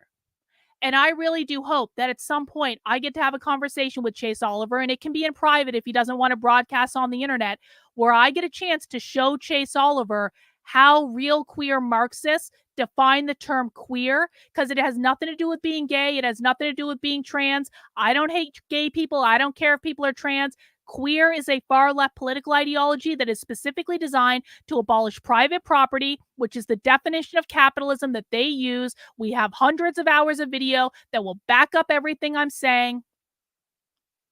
That is what the goal of queer is. And Chase Oliver needs to understand that. And I really do hope that at some point I get the chance to have a conversation with him, and he doesn't have to take my word for it, because I have hundreds of clips from real queer activists that will back me up, where they say explicitly that their goal is to abolish capitalism, which is private property ownership. There is not a single thing in Chase Oliver's platform that tells me that he wants to abolish private property ownership. If anything, Chase Oliver wants to protect everyone's right to their property, protect everyone's right to do what they want with their own body, protect everyone's right to own the fruits of their labors, and give people as much individual liberty as possible. And guess what? Individual liberty means you have the right to go to a fucking pride event, wear a rainbow shirt, and take a picture with a drag queen. That's what that means. Chase Oliver has the right to do that. If that's what he wants to do, if that's what makes him happy, if that's what gives him joy to put on a rainbow t-shirt and hold a rainbow flag because he's a gay man and go to a pride event where he takes a photo with a drag queen, he is entitled to fucking do that. If you don't want to put on a rainbow shirt and you don't want to wave a flag and you don't want to go to a drag queen story hour, guess what? Chase Oliver isn't going to force you to. That's what being a libertarian means. Being a libertarian means you have the right to do what you want as long as you are not hurting anyone else. And a lot of the conservatives who think they are libertarians are just resoundingly confused.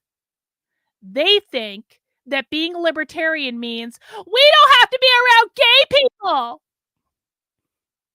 Okay, maybe I yelled too strongly on that one. but that's what they think this means. They really seem to think that anyone who is gay is a communist, and that's fucking retarded. And I have watched more queer Marxist training than anyone in the world just to make sure.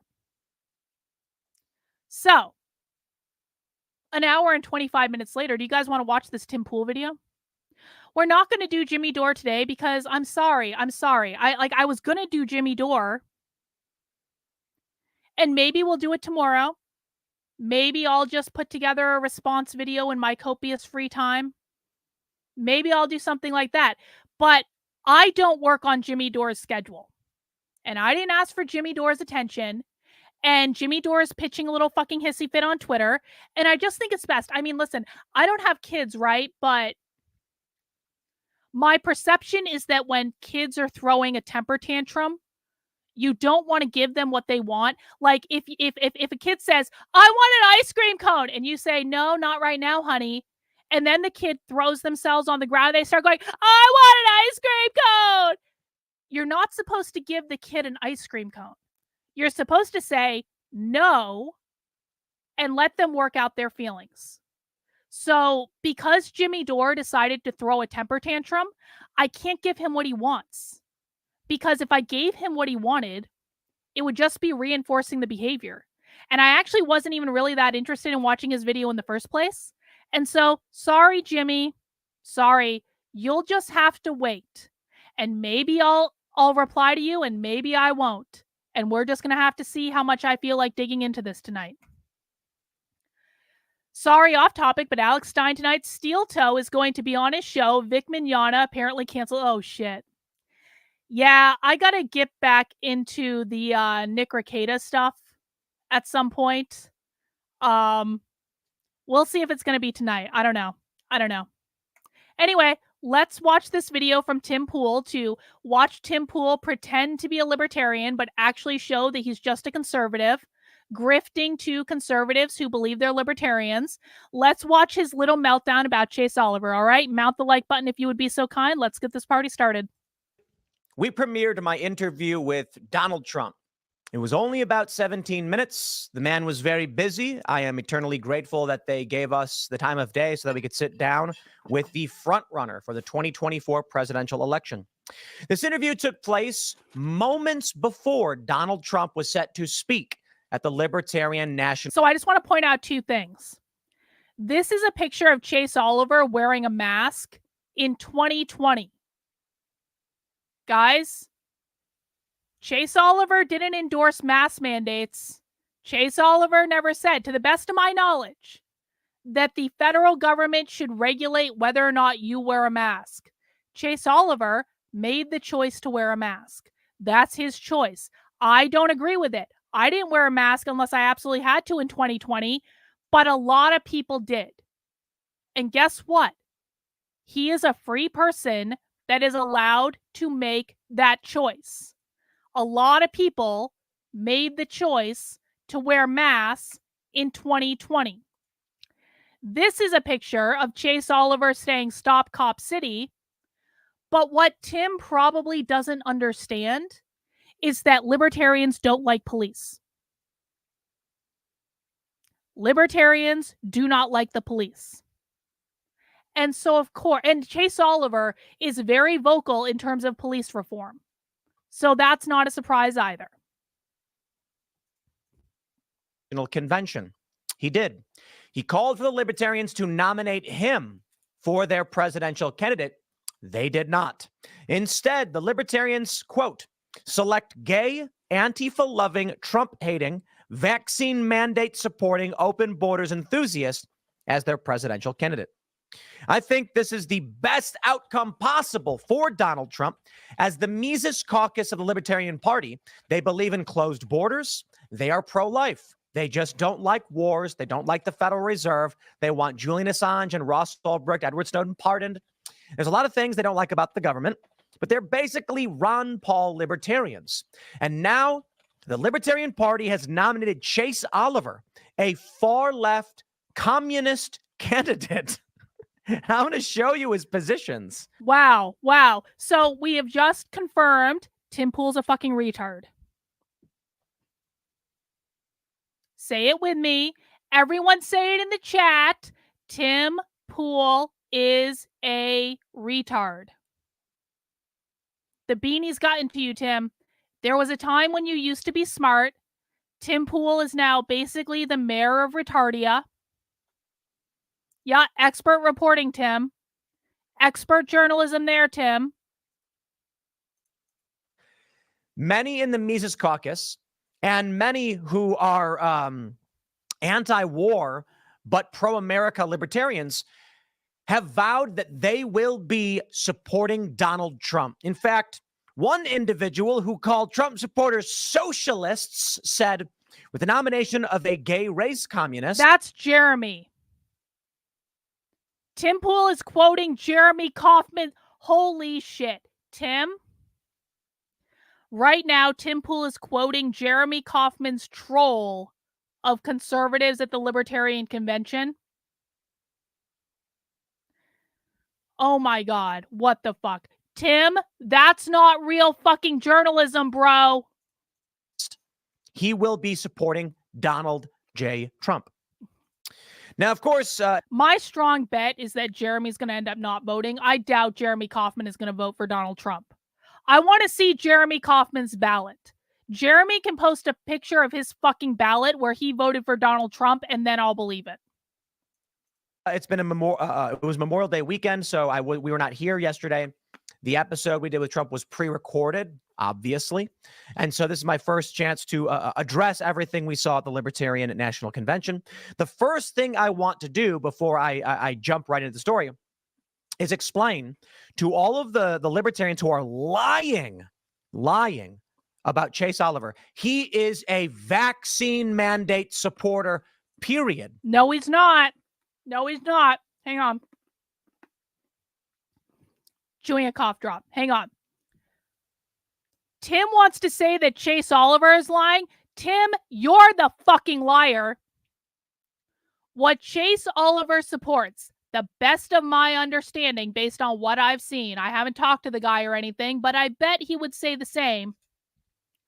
Chase Oliver supports the right of private business owners to decide whether or not they have a vaccine mandate for their business.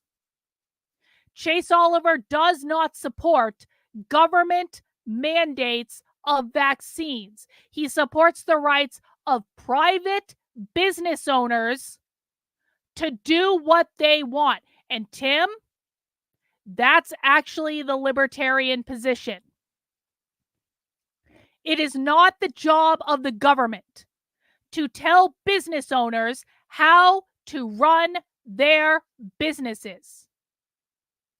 If Chase Oliver wants to tell business owners, you can have a vaccine mandate or you cannot have a vaccine mandate, and that's the position that he's taking, that's actually the fucking libertarian position. Thank you, Anton. I appreciate you. So no, Tim, you are the one that is lying because you are grifting off of conservatives who believe they are libertarians when they are not. Okay? He has tweeted that businesses should be allowed to mandate vaccines. Yes, exactly, you fucking moron. Businesses should be allowed to mandate vaccines, not the government. If a private business wants to mandate a vaccine, that is their fucking business, and they have to deal with the consequences of that. But do you know what the other flip side of that is, Tim? If businesses don't want to mandate the vaccine, they don't have to. It is left to the decision of the business owner what they want to do. But Chase Oliver did not in any way, shape, or form advocate for the government to mandate vaccines, you fucking beanie-wearing retard. Private businesses can do as they deem necessary. That is the point, Tim. That the business owner, the property owner, gets to decide. Oh, wait, seriously, Jimmy Dore doesn't know what the Mises Caucus, even how to pronounce the name? Oh shit, maybe we do have to watch that video now. Fuck, this stream is going to be going all night. I have another stream at 9:30. All right. If Jimmy Dore doesn't know what libertarians stand for and has no idea how to pronounce Mises Caucus, I might have to now take a look at that Jimmy Dore video.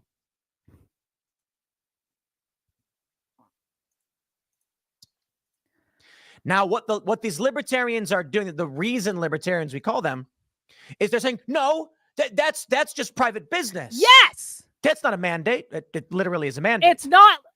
Okay. Him, a private business owner making a decision about his property is not a government mandate, you absolute beanie-wearing bald motherfucker. Oh my God. Opposition to mandates comes in several forms. Now, I believe my position, this is 4 years ago, mind you. Do you know what, Tim, do you know what opposition to a private business mandate is? You quit your job. That's the libertarian position. You accept a salary in exchange for doing a job in a private business. The business owner gets to decide what goes on at the business that you work for. If you do not like the decisions that the business owner makes, you quit your job and you go work for another fucking business. Or you start your own business where you get to make the rules. That's what that means. That is not a vaccine mandate. That is what libertarian means. It is the protection of private property. A business is private property. 3.5 to 4 years ago was private businesses can do whatever they want. A rather libertarian approach. However, over the past several years... Wait.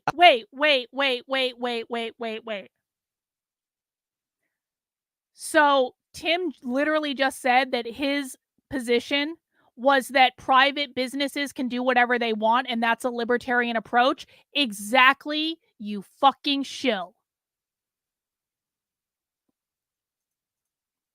In many instances, you can see that my position on this has changed dramatically. While I will say, first and foremost, it is a vaccine mandate to say a business can mandate a vaccine. They're all responding going, no, he opposes government mandates. He just supports private mandates. Exactly. Did you know that the majority of mandates we saw in 2020 and 2021 were not government mandates? They were private mandates. It doesn't matter, Tim. It doesn't matter. That makes no difference to the argument at all from a libertarian perspective. That's right. You, American voter, when you were forced by a business, by your job, by your employer to be vaccinated, it was their choice. Not so Tim, your position then, Tim, is that you want to use the government to force businesses to operate in a way that you approve of? That's not libertarian, Tim. That's fucking conservative grifter. The governments. When music venues said you can't perform here unless you're vaccinated, the government did not make them do it. I believe in government placing restrictions on certain things. I do. Tim Pool is seriously arguing that taking a position that government should place restrictions on private businesses is more libertarian than Chase Oliver's position, which is private businesses should be able to do what they want without government interference.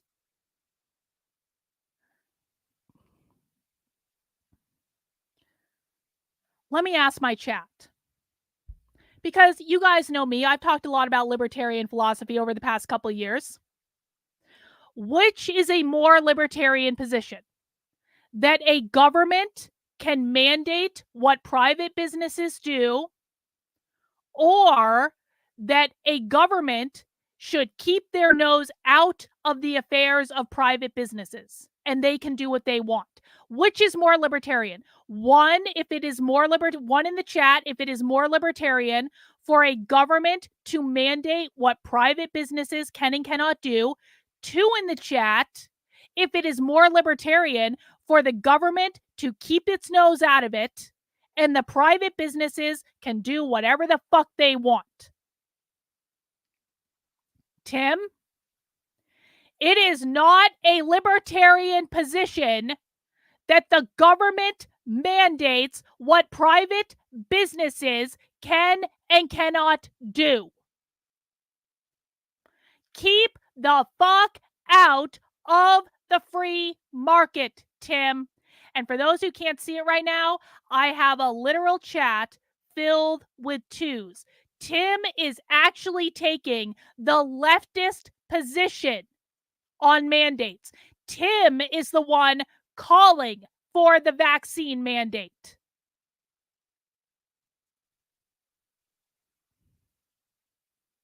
This is obvious, Tim. This is obvious to anyone who understands what libertarian means. Tim is doing the vaccine mandate in the opposite direction.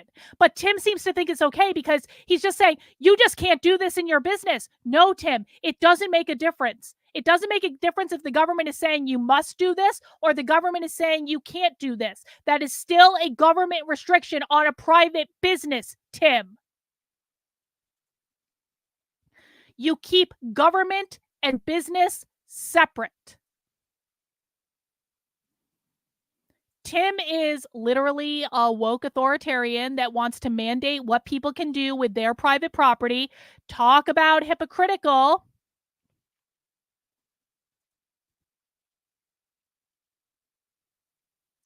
Tim is literally a socialist pretending to be a libertarian.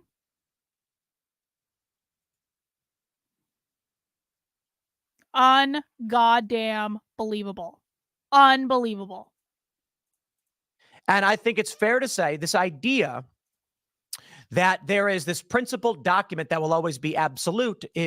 Listen, there is no logical system. There's a moral and logical system, and that is some things should be restricted by government and some things should not. I am not a libertarian.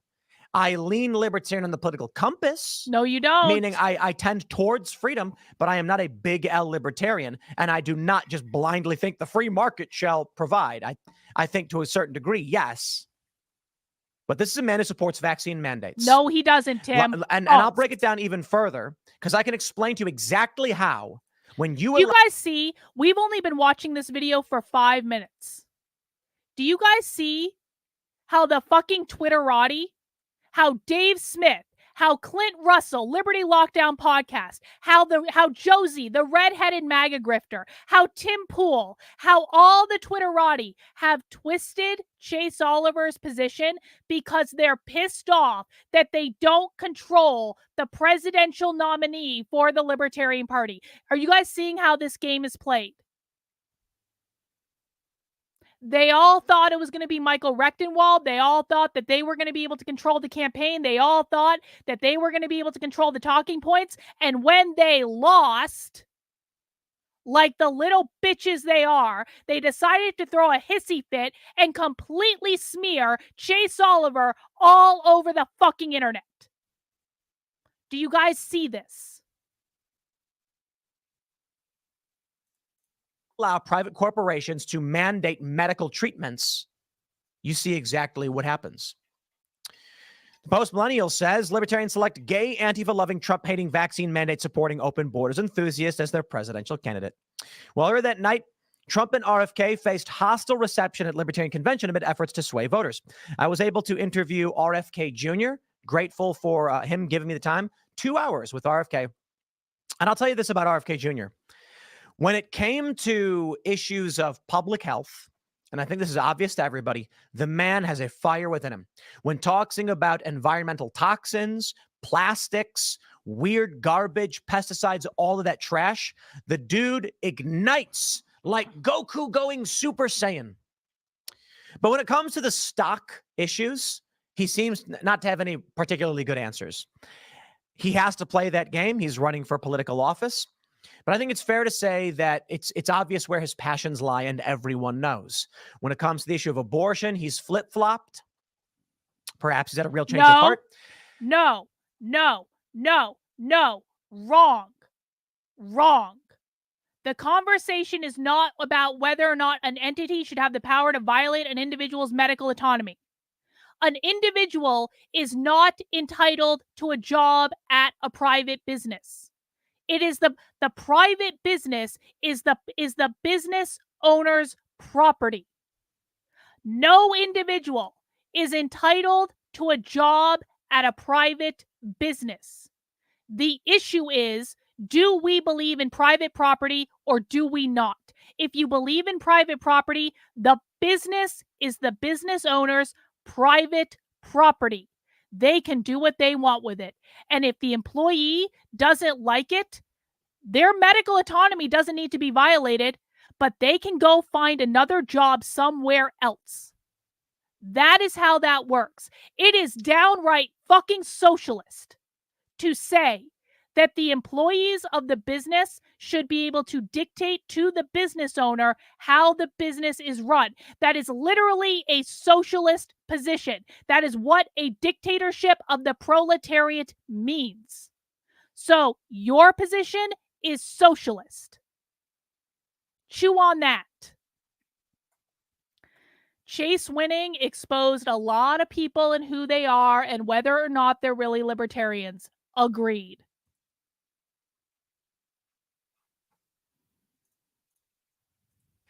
He tries deflecting off of culture war. And all those things shouldn't matter either. The government should not be imposing anything on private businesses. And just because they impose one thing on private businesses doesn't mean they should actually be imposing another. There should be no government involvement in private businesses. That is the libertarian position. And if you don't like it, go work somewhere else. You are a socialist.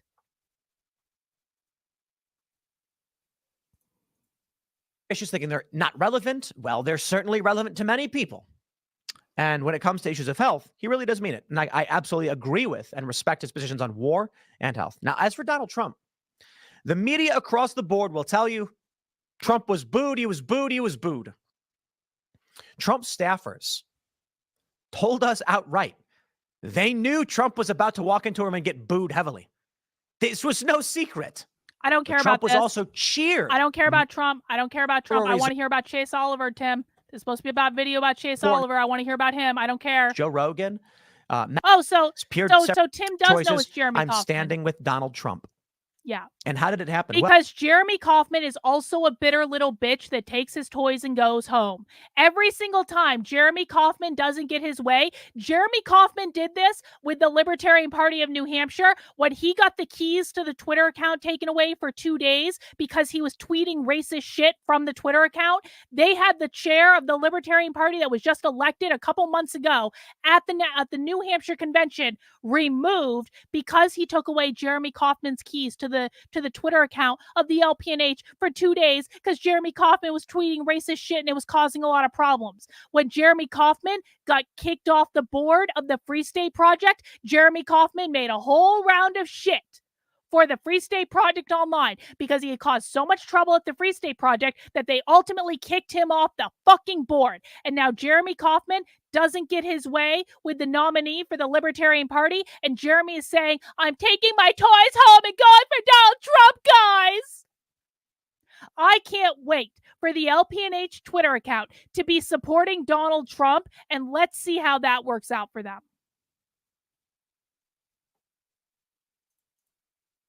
Well, Dave Smith, comedian, funny guy, has appeared several times on this on Timcast IRL, as well as Joe Rogan, comedian. many other shows.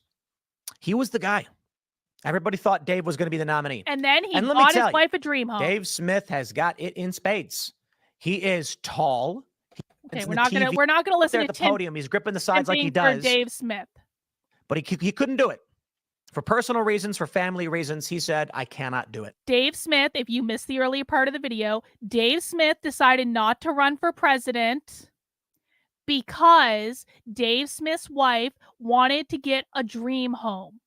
And in order for Dave Smith's wife to get a dream home, Dave needed to go work more comedy dates. And running for president was not going to align with Dave Smith's schedule of comedy dates for buying his wife a dream home.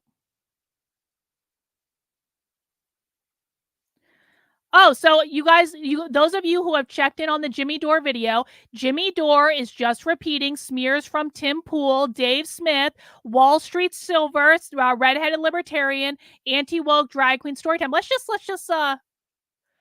do this real quick. Let's just take that tweet, and I'm going to find where Jimmy Dore has been running his mouth about me. Hang on.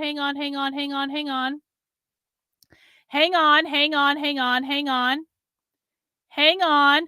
Oh, Jimmy Dore said I already made false accusations. Oh, I got caught. Hey, Jimmy. Hang on. Jimmy Dore saying that I got caught making false accusations. Jimmy. Let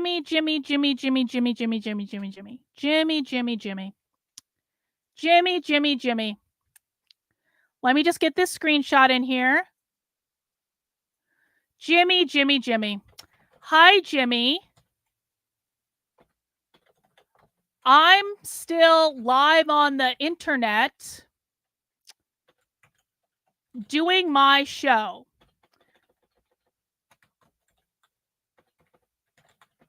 Because you couldn't wait like a good boy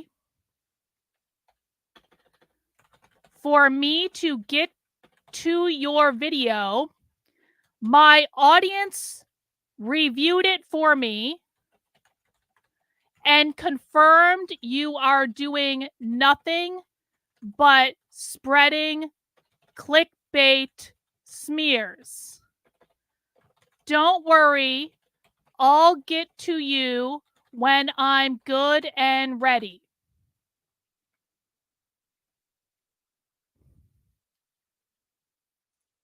There we go. Thank you, Daniel. I appreciate it. Let's go back to Tim. And Jimmy can just wait his turn. Just wait his turn. Oh, did I misspell something? Hang on. Did I misspell something? Can't let a tweet go out with a typo. Oh, couldn't wait. Thank you. I'll edit the tweet. Hang on. Edit post. Quickly. Typo fix. Couldn't. There we go. Update.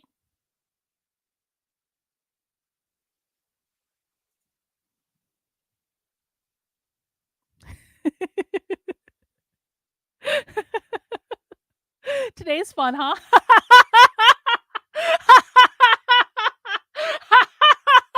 Guys, please mount the like button for this live entertainment I'm giving you today.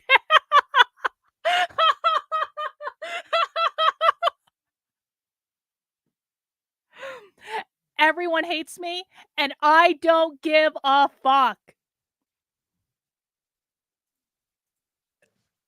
So instead, next in line seemed to be Michael Rechtenwald, who is a former professor, former Marxist, who flipped, went MAGA, but libertarian. I think they say MAGA. I'm not sure. He was winning.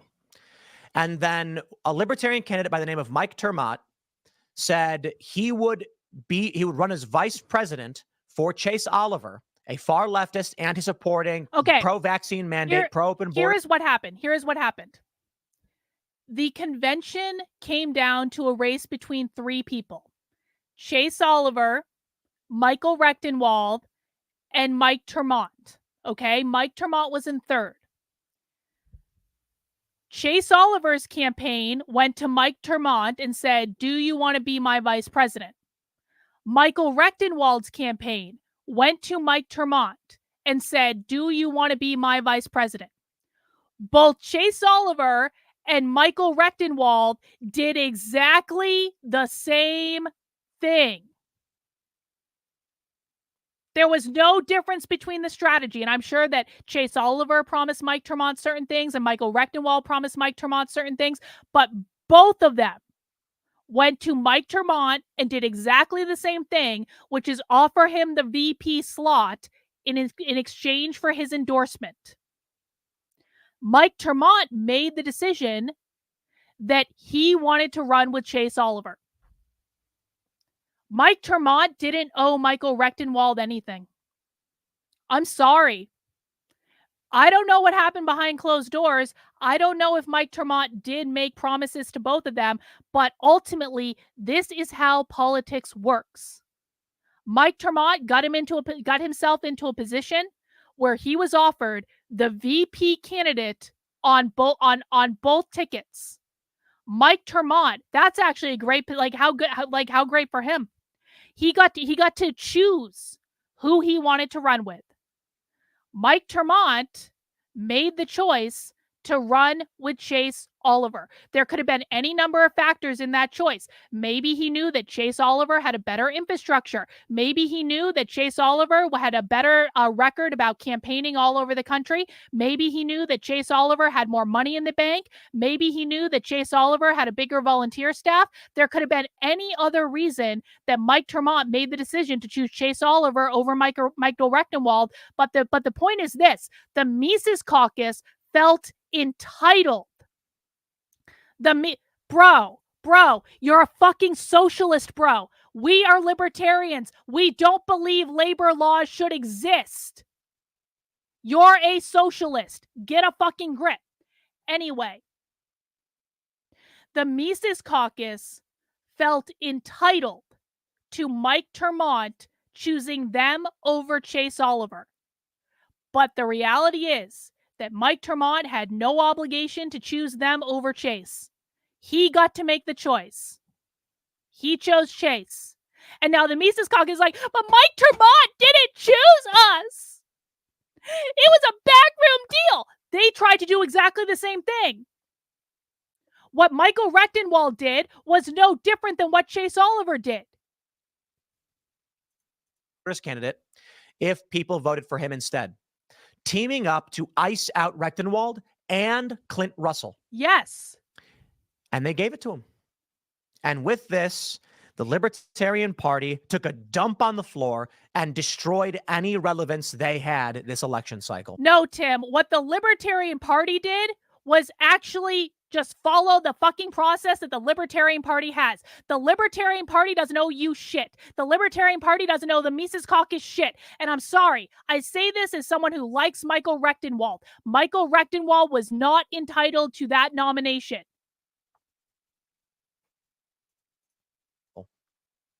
Bye. You know, it's fascinating. Bye, Tim.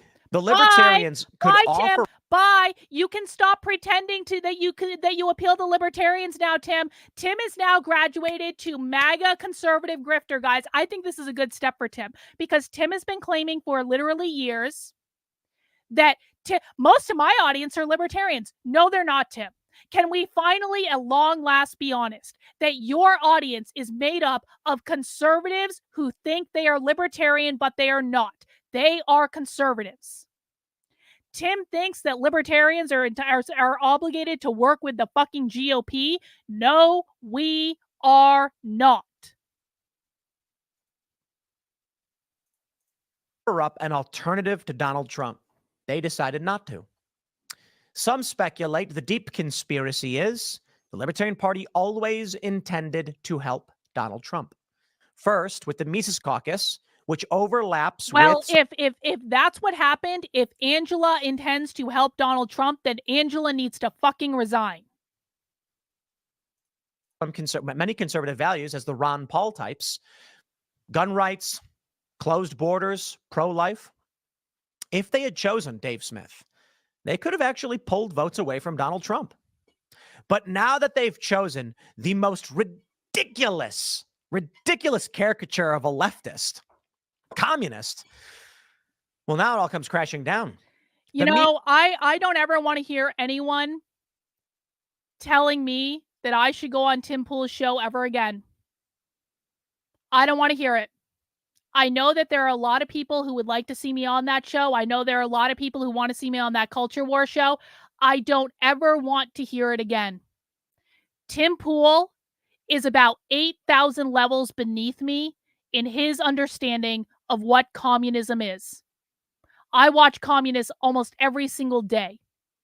I go undercover at communist events. I analyze communist literature. I teach what communists actually believe to an audience of hundreds of thousands of people a month. There is no way I could have any conversation with Tim Pool about communism when Tim Pool literally thinks that Chase Oliver, who is anti-war, wants to protect private property, wants to fucking what the fuck is the word? Something the police. He wants to. God damn it! What is the word? I forget. Like I cannot remember. Okay, he wants to reform. That's it. Reform the police. Goddamn, slipped right out of my head. Chase Oliver, who is anti-war, who wants to abolish the Department of Education, who wants to protect private property, who wants to protect bodily autonomy, who wants to reform the police. He wants to end qualified immunity. You're going to tell me that Chase Oliver is a communist? You are a retard, Tim. You are a retard who doesn't understand private property 101.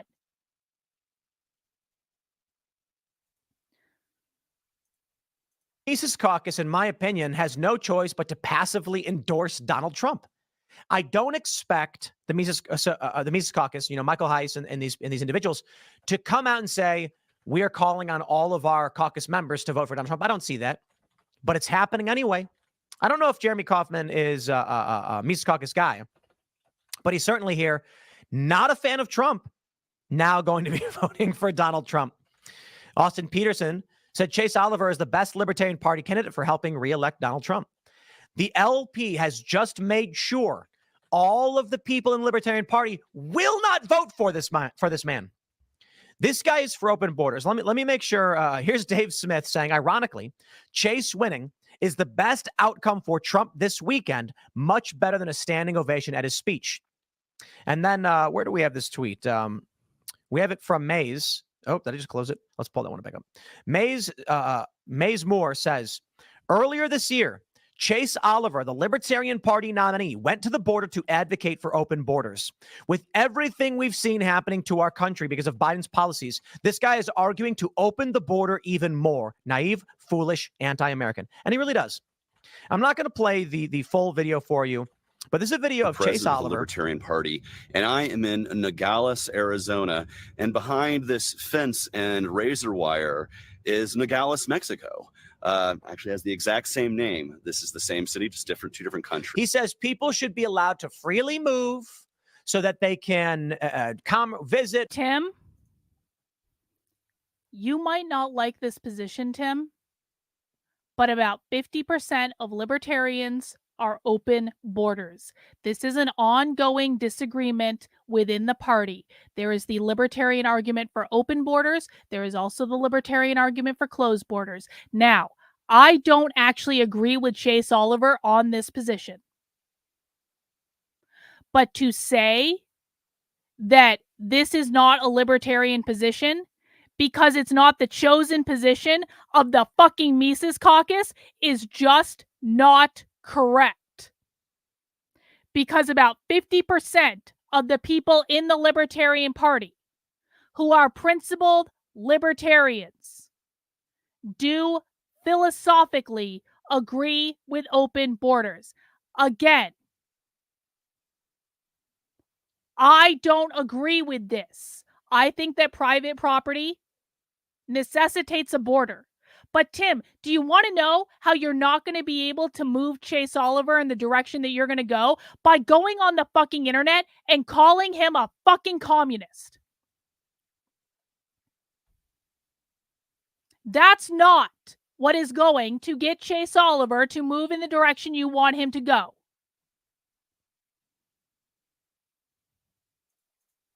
Work, commerce, all of that stuff, and what he describes as an Ellis Island style immigration policy. The Libertarian Party, this is why I don't like them, okay? Look, I like Ron Paul. I don't agree with him on everything. But I loved Ron Paul saying, like, even if we don't agree, my answer is government, leave you alone. And I'm like, done deal. You give me a president who says, I want A, B, and C from you. I go, You give me a Ron Paul who says, I want A, B, and C, but not from you. You live how you want to live. I go, okay, I like it. By all means, Ron Paul, be, pro-life, gold standard, end the Fed, all of these things. And whichever point I don't agree with you on, I get to live how I want to live. Well, Chase has been very clear that the position that he's going to be leading with in the campaign is anti-war. So to be quite frank, I don't give a flying fuck what Chase said in your private conversation, which you could be construing in any way, because we're already watching so many people on the internet misconstrue what this guy believes and what he thinks and who he is, that quite frankly, I don't believe any of you.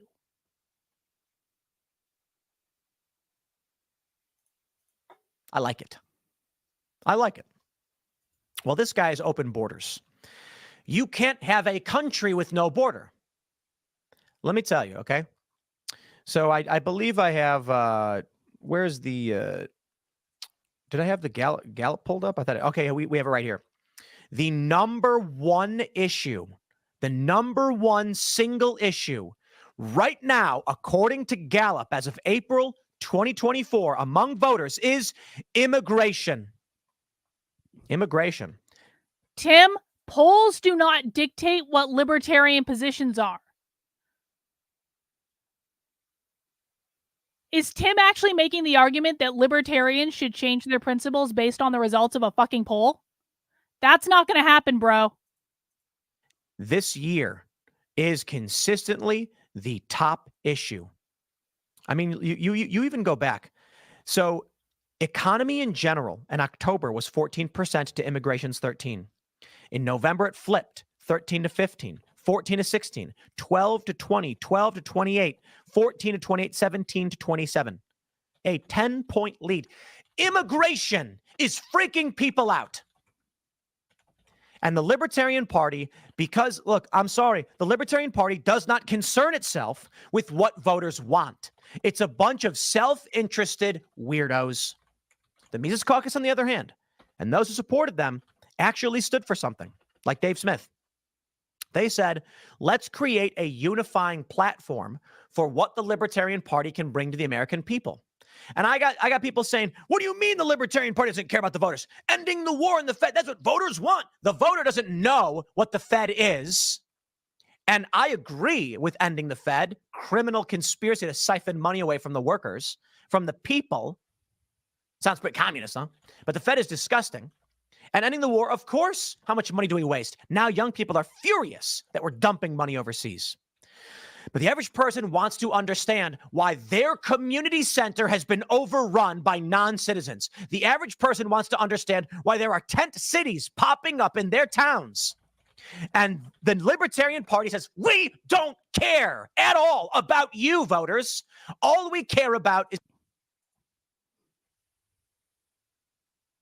Tim, the Libertarian Party and Libertarian candidates do not change their positions or their principles based on polls. If they did, that would make them a fucking MAGA grifter like that redheaded libertarian bitch that you have on your show all the time. Tim is really has the expectation that this has Tim ever even actually talked to libertarians besides Dave Smith? I know. Wait, no. Now I understand. Now I get it. Because we already know that Dave Smith and Clint Russell and the redheaded MAGA grifter, we already know that none of them are principled libertarians because they're all out there lying about the only anti-war candidate in the race. So we all know that the libertarians that Tim has had the most contact with are unprincipled grifter shills. So this must be why Tim has the impression that libertarians will just change their positions at the drop of a hat based on the public mood. But maybe, Tim, you're just not talking to the right libertarians, because the libertarians that I talk to and that I would be around don't give a flying fuck what the polls say. They care about right and wrong. And of course, there is disagreement within the Libertarian Party. And the open borders question is one of the areas in which we have a lot of disagreement on. But that's something that needs to be debated and discussed, and you have to win people over with logic and reason. You don't win people over by going, look at this poll, look at this poll. You are defying the will of the voters if you don't follow what this poll says. That's not how you convince libertarians, Tim. And if you ever actually talk to a libertarian that wasn't Dave Smith, that wasn't Clint Russell, that wasn't the redheaded MAGA grifter, you would know this. Is that we can do whatever we want. The Democrats say, what's going to get us the most votes? The Republicans say, what's going to get us the most votes? They come out with their party platform every few years and say, here's our mission. And the Libertarians just sit in the corner of the room saying, I should be allowed to get naked in front of whoever I want. Businesses should be allowed to mandate vaccines. Not popular, by the way. They don't. And there it is. There it is. Tim literally thinks the position of libertarian candidates should be whatever is popular, i.e., whatever Tim wants it to be. Tim mandating what private businesses do with their business is not libertarian. I don't know how many times I have to say that over the next 16 minutes. Don't care about whether or not they can earn votes. And now people have said to me, Tim, you honestly know, Tim, you know the Libertarian Party is called the Party of Principle, right?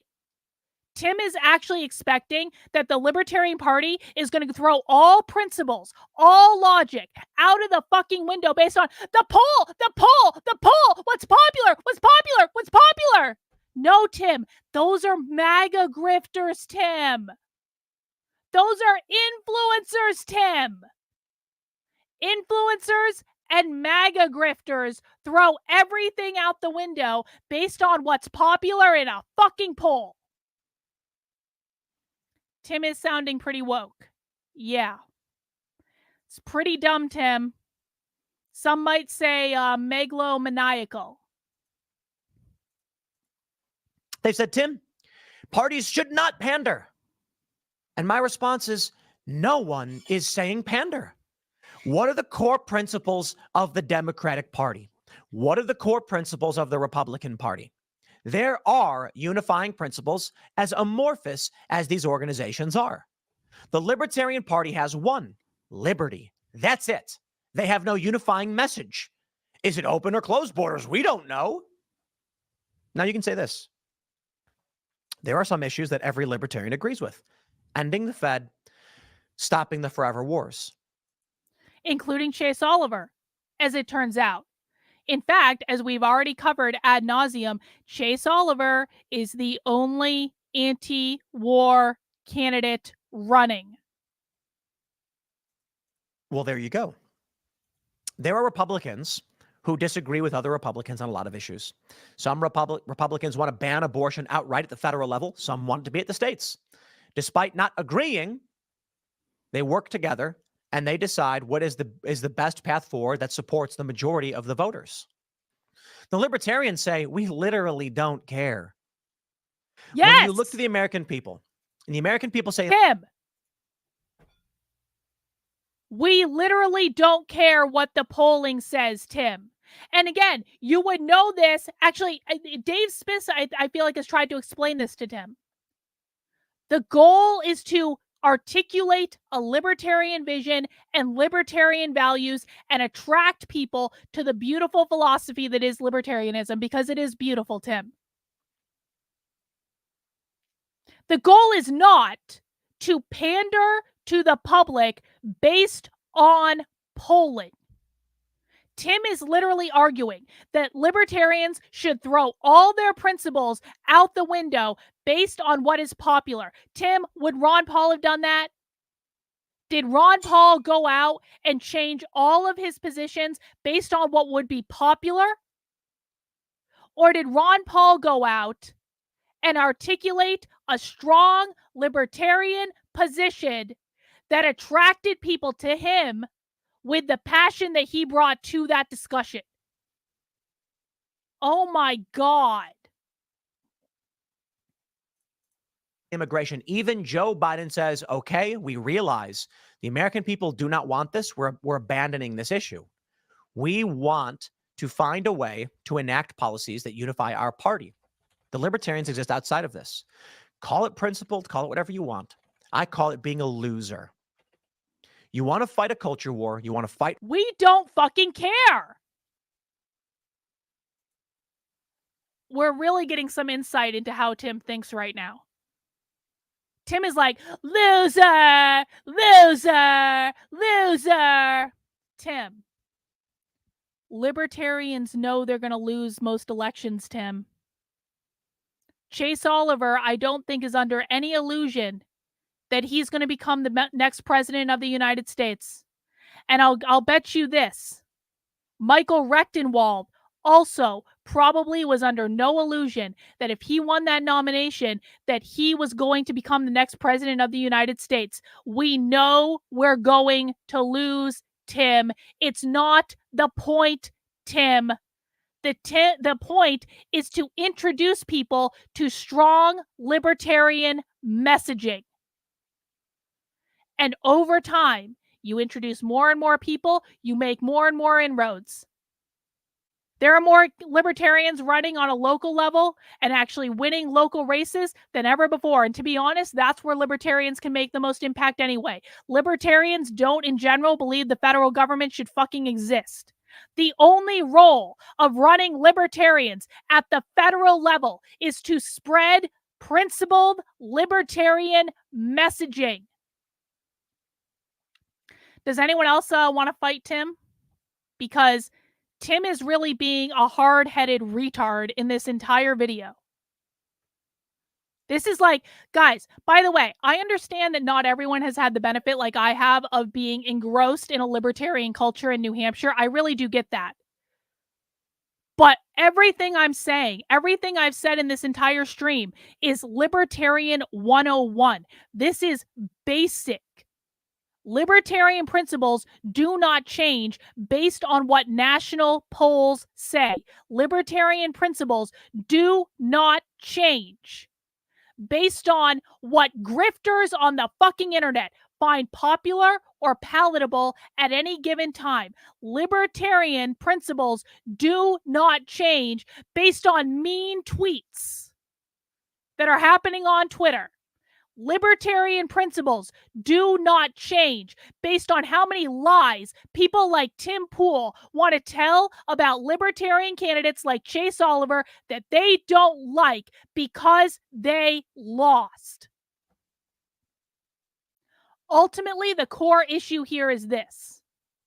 Dave Smith and Clint Russell and the redheaded MAGA grifter and Tim Pool and all of these fucking shills lost their ability to run a presidential campaign that Michael Rechtenwald would have been a pawn for, because Michael, and again, I adore Michael Rechtenwald, but what they were setting up to happen is that Michael Rechtenwald was going to be the pawn for Michael Heiss and Dave Smith and Clint Russell and the redheaded MAGA grifter and Tim Pool and anyone else in that fucking internet clique to be able to run a presidential campaign talking about whatever they wanted to.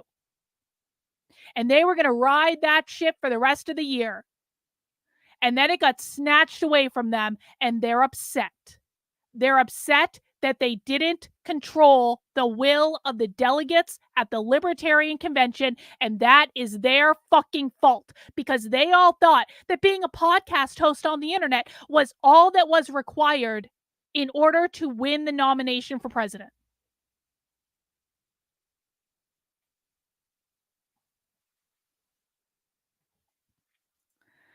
Tim has been hard-headed since Lydia left. I check in still, but he's been like this for a while, doesn't listen at all to anyone. No wonder Tim's audience hates him. How sad. See, you agree with me, right? They were, and again, like, I feel so bad for Michael Rechtenwald. Michael Rechtenwald was in this for the right reasons. I really do believe that. And I don't think, and I saw this coming and I never wanted to say anything publicly about it because I was like, Michael Heiss is using you. Michael Heiss is using you. Michael Heiss is using, like in my head, I'm saying this. I've never breached this publicly. But Michael Rechtenwald was 100% going to be their fall guy.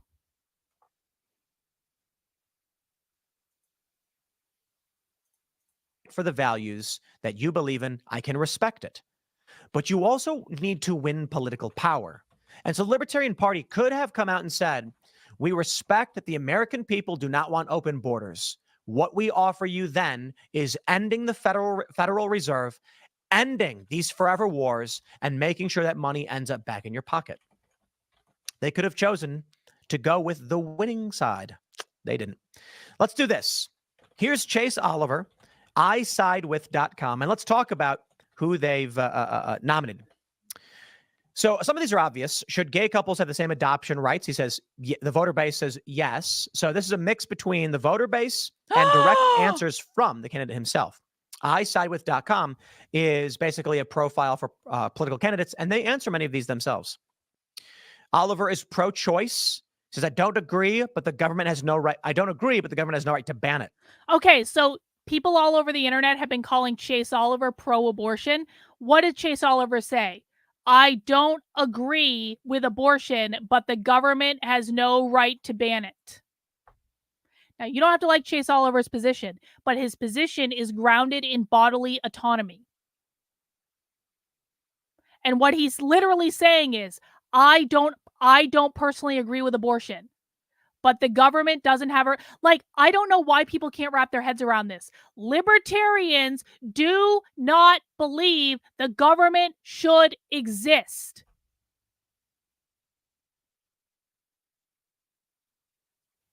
Some libertarians believe a very, very minimal form of government should exist. Some libertarians believe no government should exist. Libertarians do not believe the government should exist. If you don't believe the government should exist, then you don't believe in abortion laws. And you don't have to personally support abortion in order to be able to say that. Should the government enforce a stay-at-home order to combat coronavirus? I agree. He needs to walk that one back. But, funny thing, I don't see Chase Oliver's name next to that. I don't see Chase Oliver's photo there. I don't see his name next to that. Do you see his photo there? Do you see his name? Why do we see Chase Oliver's name here? Why do we see Chase Oliver's name here, but we don't see his name here? I would bet all the money in my bank account that Chase Oliver does not support government enforcement of a fucking quarantine.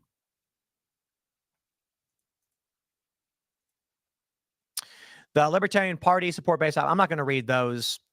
Do you support the impeachment of Trump? No. See? Do you support the legalization of same-sex marriage? Chase Oliver voter base. Yes, take the government out of marriage and instead make it a religious decision. Interesting. Should there be more restrictions on the current position for a gun? Yes. Wait, what? Require strict background checks, psychological testing, and training? Is that actually his position? That's not the position stated on his website. I question whether or not that's actually his position, but let's keep going. I didn't realize. I thought he was at least pro-gun. Wait. He is pro-gun. I don't think that's actually his position. I saw there was a community note on Twitter on some of these headlines that anyone can go in and change this stuff. So I don't think that's actually Chase Oliver's position. And I think, quite frankly, if Tim was a real fucking journalist, what he would have done is pull up Chase Oliver's actual platform and just read from there if he had questions about what his position is. But I don't think that's Chase Oliver's position. Should there be more restrictions in the current process for purchasing a gun? Chase Oliver voter base. Yes. We have the sources here. And they say Chase Oliver voters. Analysis of answers from 221 voters that voted for Chase Oliver in the 2022 Georgia U.S. Senate election. I see. The candidate's support base disagrees with their political party on this issue. That's interesting. I suppose it's because I don't know if in 2022 he ran as a Democrat, but if that's the case, do you think his opinion changed here? Police should wear body cams. Should the government regulate the price of life-saving drugs? No. Let's see.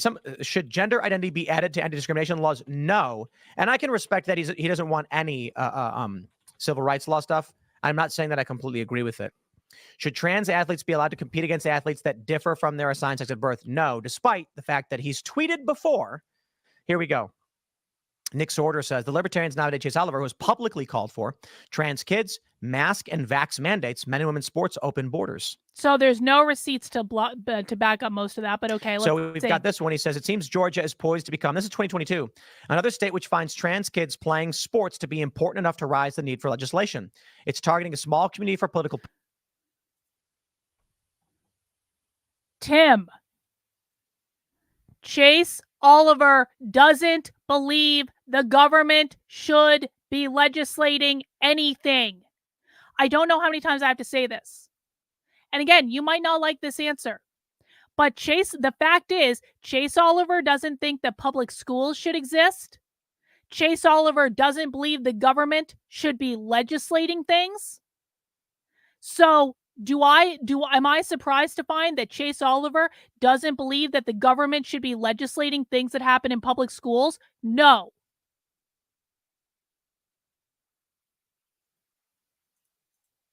Points. It's a shame and will harm the small Hang number on, of trans. hang on. I want whatever argument is happening in my chat right now to stop. I don't care what's going on. I'm not going to read all the fucking posts. I just want the argument between Kino and Seth to stop.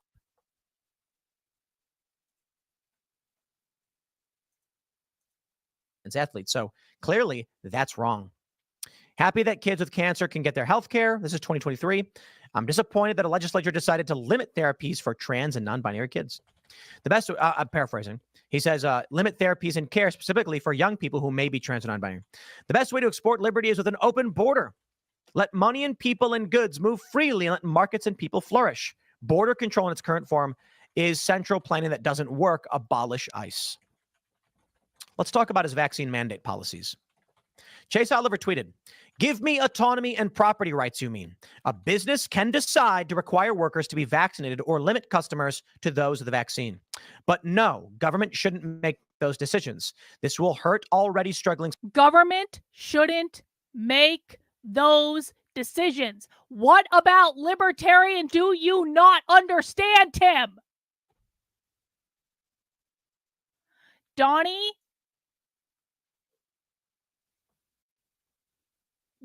I am losing my fucking shit over here. Donnie, Tim Pool thinks that Chase Oliver isn't a libertarian because Chase Oliver says the government shouldn't be interfering in private business, but Tim wants the government to interfere in private business. And Tim seems to think the government interfering in private business is a more libertarian position than Chase Oliver saying the government should keep its nose fucking out of business.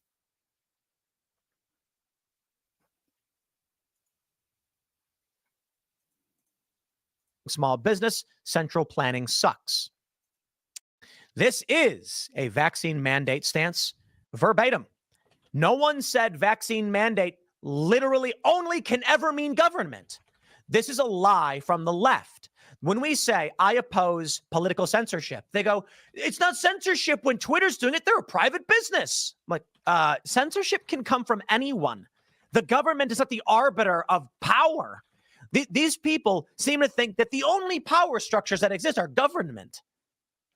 Private corporations can censor people. And if they're monopolies, they can censor all of the people.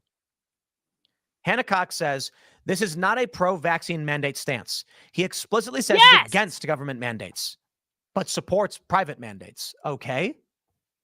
His position that a business can determine who they want on their private mandates for private businesses is not the same thing as a government mandate, you bald-headed beanie-wearing retard. property, whether that be a vaccine requirement or other criteria, is a pro-property rights and pro-capitalism stance. It's actually the correct position. No, it isn't. And I'll tell you why. Yes, it is, Tim. Here's how the game is played. What we need is not some... Tim is a socialist. If Tim believes that the government should be able to mandate the affairs of private business, then Tim isn't even a conservative fucking MAGA grifter. Tim is a fucking socialist. Principled logic system that we think can properly regulate our system. What we need is logic, morals, and principles. And I've talked about this in great detail. Whose there are a lot of morals, people that Tim? try to play this game where they're like, you're a hypocrite. Whose morals? Tim, who gets to decide what is moral and what is not? Is it only Tim Pool that gets to decide what is moral and what is not?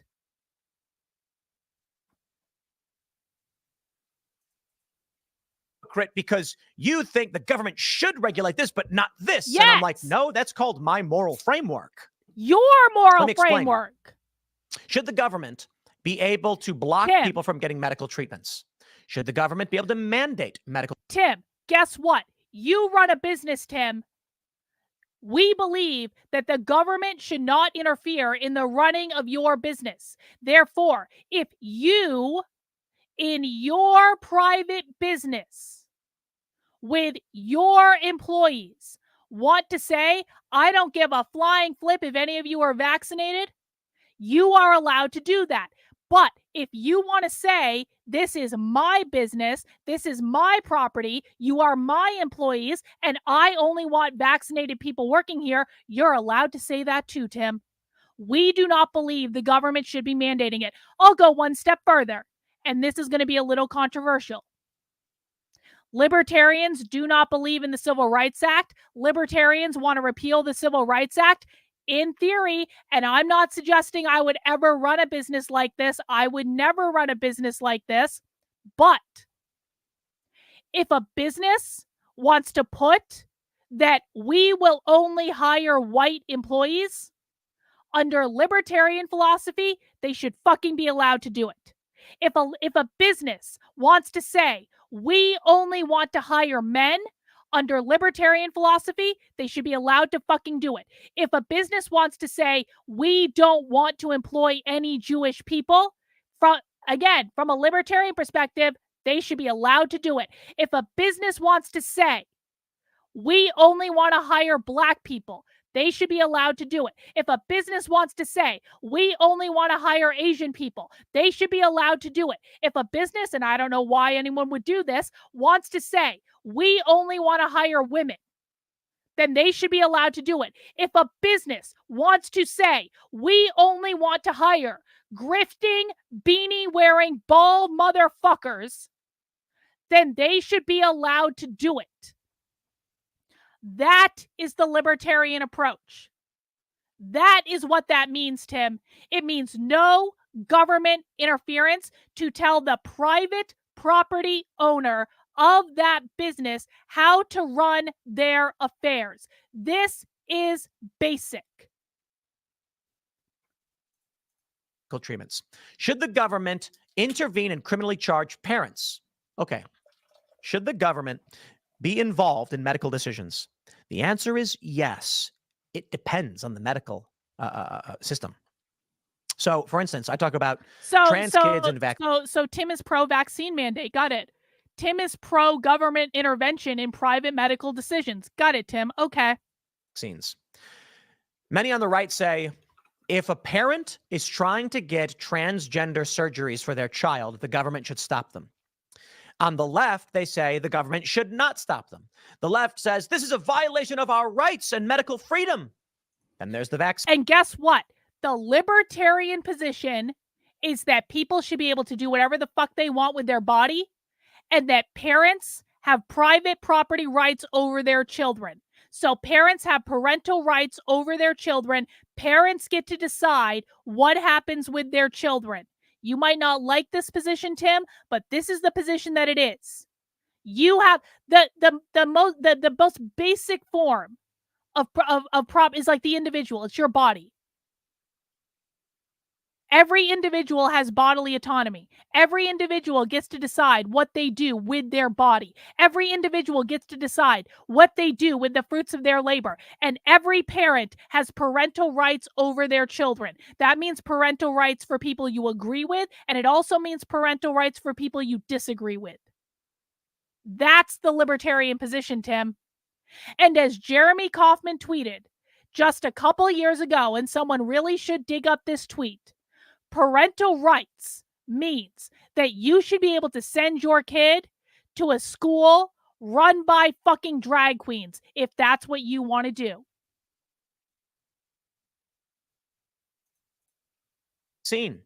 If the government tries to mandate a vaccine, they should not be allowed. But the government can interfere in the medical treatment of a child when it comes to sex changes and gender affirming, whatever you want to call it, but not vaccines. You see, the point is, we have moral frameworks we abide by. The left has an inverted moral framework, meaning it's not as simple as to say the government should not be involved in medical care. Doesn't work, because the left says they should. They think the government should take kids away from parents if the parents won't give them the gender-affirming care they call it. There are states that are actively doing. Rottweiler says, funny how they are all about freedom of association and businesses catering to whoever they want when it comes to a bakery refusing to make gay cakes. Yeah, the libertarian position is bakeries should not have to bake cakes for whoever the fuck the bakery doesn't want to bake cakes for. The libertarian position is government can't force a bakery to bake a gay wedding cake. It can't force a bakery to bake a straight wedding cake. You can't force a bakery to do fucking anything. That's the whole... Why is this so hard? Listen, man, I just want to do a quick shout out. Shout out Dennis Pratt. Dennis Pratt has taught me so much about libertarian philosophy.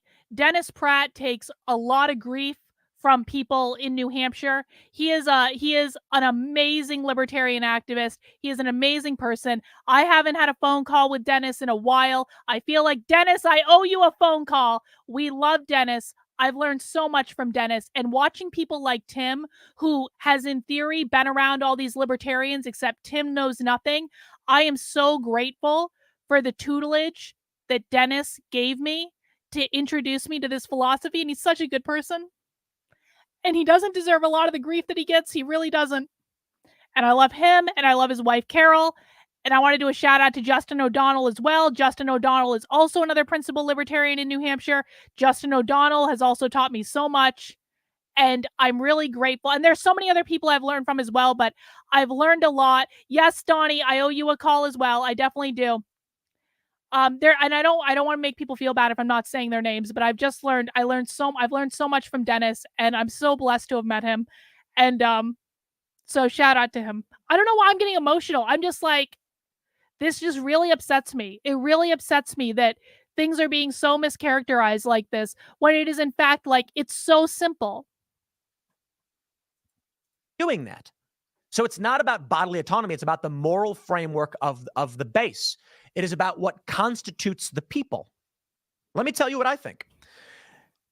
I think there was a time, because I don't remember exactly what I said about it, but I do recall being in the past saying, if a business wants to say that you have to get a vaccine, fine, a business can do what they want. A typical libertarian position, my opinion, as of today, because I know you could probably pull up a bunch of different videos where in the past, there's different iterations of this evolving. Let me tell you exactly where I am today and why.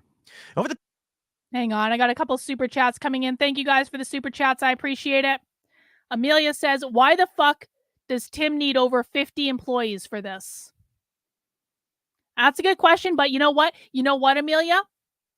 Libertarians believe that Tim is allowed to employ as many people as he wants. So that's okay. Tim can do whatever he wants. Jeff, thank you. Isn't there a difference between the government compelling something versus the government prohibiting something? Nope. There is no difference.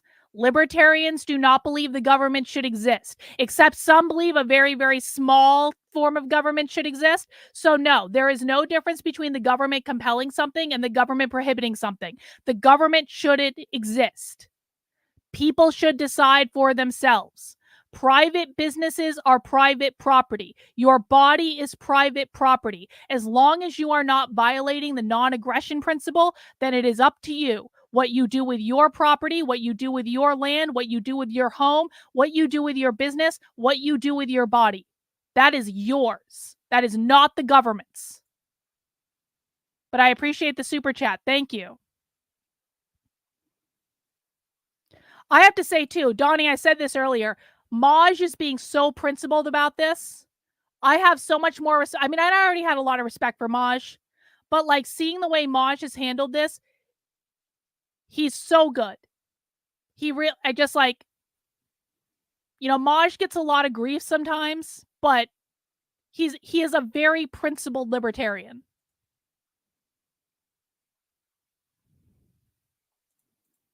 The past several years, as Timcast has been growing, I've realized, holy crap, government sucks more than you realize. There are rules and regulations and laws. And people say, Tim, why does your company make me do this thing? I have no choice. If the company wants to exist with a business license, we have to abide by the law. There are OSHA standards. There's EEOC standards. If you want a business to exist, the boot is over your neck. Now, for most none of of these that things, should it's kind exist. of whatever. But let me tell you where it gets real fun. Here's an example. I would like guns. I would like guns to be allowed ubiquitously. Second Amendment. Yep. I have said it over and You over should again. do that. If you want to come to an event where I'm speaking on stage and people are armed, I don't care. Maybe my life is at risk in that situation. I will make that decision. So, Tim, what you're saying is that you believe that you should be able to make decisions about what is and is not allowed at your events. And that's your decision. That's what you're suggesting, right, Tim? We were in Nashville, and we were talking with, we were going to do a live show with, it was at a honky tonk in Nashville. And there was a threat to my life. And I said, I don't care. I'll do it anyway. I will do the show. And, well, the issue was there are kids walking around on the street, busy downtown Nashville. And if I did, they could get shot and killed. So we ultimately said we couldn't do it. So we decided to have live events. And I've said my principles are Second Amendment, keep and bear arms. Here's the problem. So we go to the venue and we say, we're 2A. We don't want any restrictions. They say, well, then you can't be here. Why not? We'll get sued. Okay. So what do we do? We don't allow guns in our venue. Then we'll find another venue. Not a single venue will allow it. Then it gets to the best part. Let's say we do find a place. We got our own venue. Tim, you know what would solve the problem? If there wasn't so much government bullshit that allowed for those lawsuits to be so fucking profitable. We can do whatever we want. Well, the bank requires insurance on the building. Insurance won't let us have guns in the building. Are you kidding me? For large events. Insurance companies say, you're not bringing people in here with guns because you're increasing our risk and liability. Now, if you'd like to, that's fine. If Tim had really wanted to do that, what Tim should have done is hold an event in New Hampshire where there's constitutional carry and there's people walking around with guns all the effing time in businesses. Perhaps Tim, your mistake was you went to a less free state than New Hampshire to hold whatever event you were holding. We're a private business. We won't insure you. Then our bank says, if you don't have insurance, we're calling in the mortgage and your business is forfeit. Your building is forfeit. And so we're like, wow, there's literally nothing we can do. Our security guys say, look, man, we know what you think about. We can't secure a building if you're allowing everyone to have guns inside. Sorry, no security. No security, no insurance, no business. Huh. Okay. Now that's a tough position because of the Constitution and all that. But let me tell you how it works with vaccine mandates. Chase Oliver is pro-vaccine mandate. No, he is not, Tim. Again, do you guys see how this game is played? Tim just repeats, Chase Oliver is pro-vaccine mandate. He's pro-vaccine mandate. He's repeating this the whole time. He's pro-vaccine mandate. No, he's not. He is pro-private business deciding what they do. Tim Pool is pro-government intervention because Tim Pool is a dictatorship of the fucking proletarian socialist. That's literally what Tim is saying. Tim is calling for a dictatorship of the proletarian within the business where the employees get to dictate to the private business owners what to do in their business. Tim is taking the socialist position. Chase Oliver is taking the libertarian position. Because this world that he lives in, I tell you what happens. By all means, the argument from the libertarians is there should be no government requirements for insurance, no EEOC, no Civil Rights Act, none of these things. Fine. But I tell you what still happens. Functionally, you cannot exist without insurance. We're in a building right now. Whole building costs like $2.8 million. If a fire were to happen, that's the end of Timcast. No way to recover from that. We need insurance. We pay our bill once a year. We pay it. It's like a monthly thing or a yearly thing, depending on how we're doing it. And then in the event tragedy happens, the company can't exist. So we really need insurance. Plus, people could get hurt, all of this stuff. So Tim, you are suggesting that you are making a choice and balancing the pros and cons of that choice with what you feel you need to run your business. Tim, that is your freedom. You are choosing to have insurance. I'm going to be honest. I know more than a few people who own properties that they don't have insurance on. Now, if something happens to that property, it's going to get like that. They're kind of fucked. Like that's true. That's true. Okay. But like they made a choice to not buy the insurance, and therefore they're going to deal with the consequences if anything happens on that property when they don't have insurance. But in the meantime, they don't have to follow the rules of the insurance. They don't have to pay the premiums of the insurance and all that stuff. Life is about choices, Tim. And sometimes we don't like the choices that are given to us. But don't bitch and moan and complain because you made the decision to do something because you thought the pros of doing that thing outweighed the cons of doing that thing.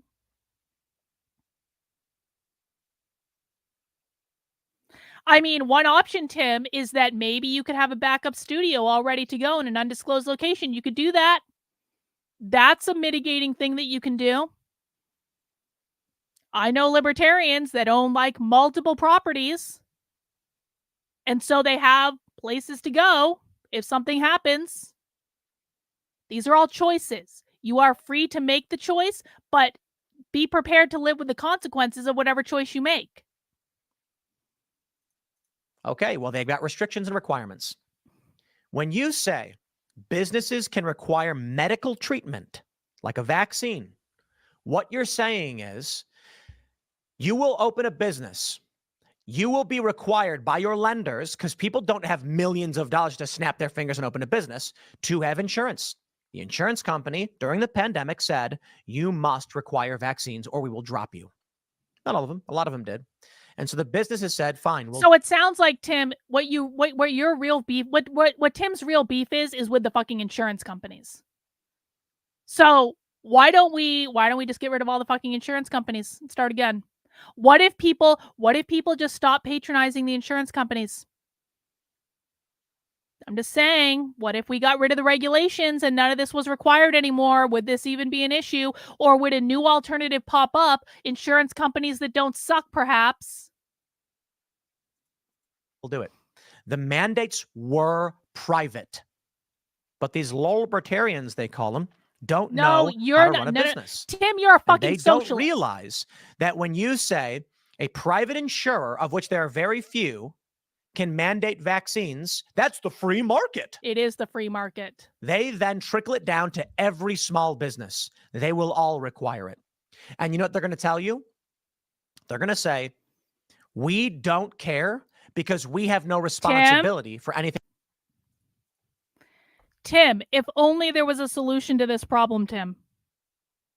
If only perhaps reducing the government would solve this problem, because the government is the reason that people can't stop getting insurance in the fucking first place. And maybe if Dave Smith had done his one and only job and make sure that the host on the show that he goes on over and over and over and over and over again, maybe Dave Smith could have taken a little extra time to sit down with Tim and actually explain to Tim what libertarian principles are. But now we all know that Dave Smith is far more focused on being a failed comedian, doing as many comedy shows to libertarians, or excuse me, to conservatives who think they're libertarian as possible, so he can buy his wife a dream home, and getting as much media coverage as possible so he can continue to do the comedy shows to the conservatives who think they're libertarians, so he can buy his wife a dream home. We know that Dave's priorities were not on making sure that the public actually understood any of this.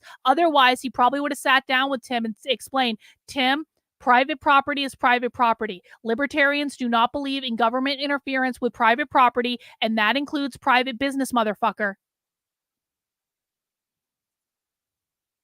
Yeah, Tim probably wouldn't have listened anyway. So true, so true. Thing pertaining to the vaccines.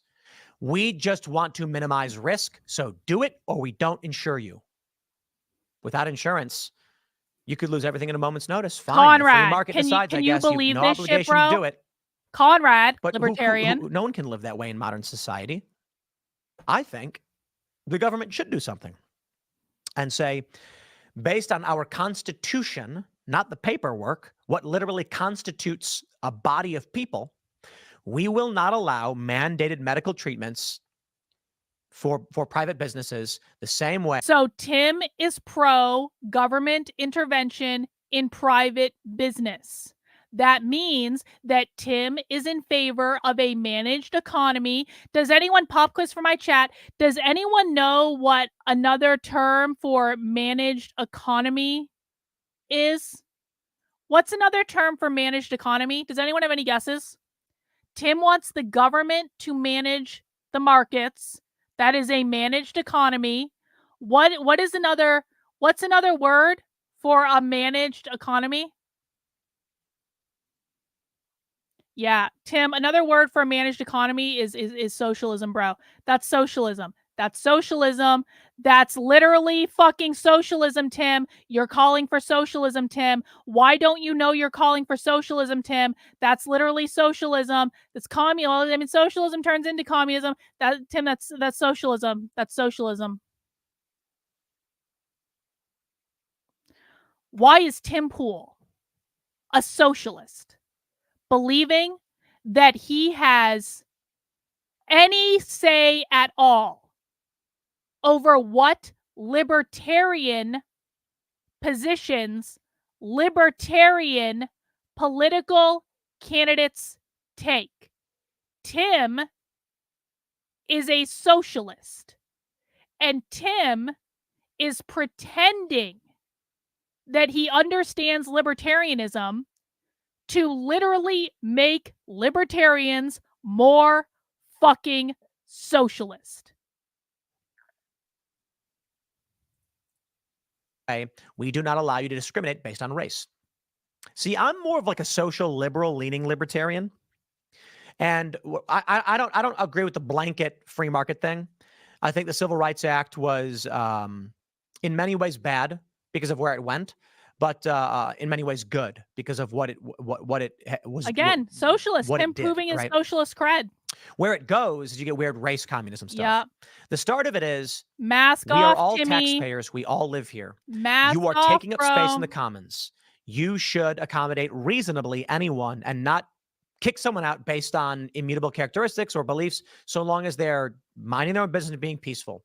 I think that's fair. You don't want someone coming in who's vaccinated or unvaccinated? That's none of your effing business to mandate a medical procedure. I disagree. I think there can be extenuating circumstances, but ultimately I disagree. The Libertarian Party, with this move in supporting open borders and vaccine mandates, have just declared to the American people they are non-viable. I want everyone to pay attention to how many grifters on Twitter pretending to be a libertarian echo these exact same talking points that Tim is using. Because I promise you, Dave Smith is going to use this to say, I just can't vote for Chase Oliver. Clint Russell is going to echo these talking points because Clint Russell wants to be invited on Timcast.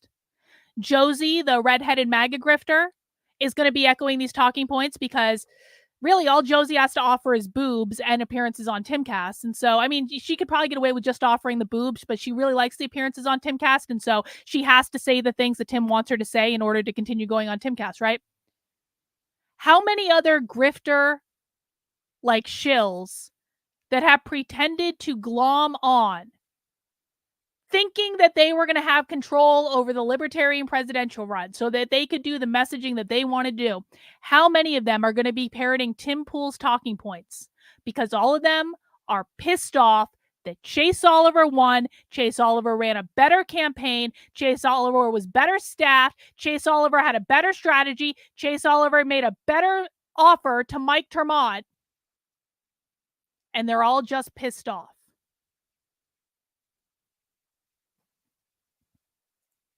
Well, yeah, I think that Josie is dim-witted enough to actually believe she's a libertarian, which is why I strongly think that we all just need to come to an agreement to call her Josie, the redheaded MAGA grifter, just to be clear that this bullshit is not libertarian in any way. Will get the lowest they've gotten, I imagine. Unless they pull voters from Democrats. Well, here you go. Trump wins with the nomination of this far left. What do you know what Tim didn't mention? Do you know what I think is so funny that Tim didn't bother mentioning? Hang on one second. Hang on. We'll find it. Hang on. Do you know what Tim just didn't mention in his little diatribe? Let me show you this. We're going to my Twitter account. Do you know what Tim didn't mention about Chase Oliver? And I mentioned this yesterday, but it's worth mentioning again. Let me just go in. I'll find my pictures. There we go. Actually, hang on.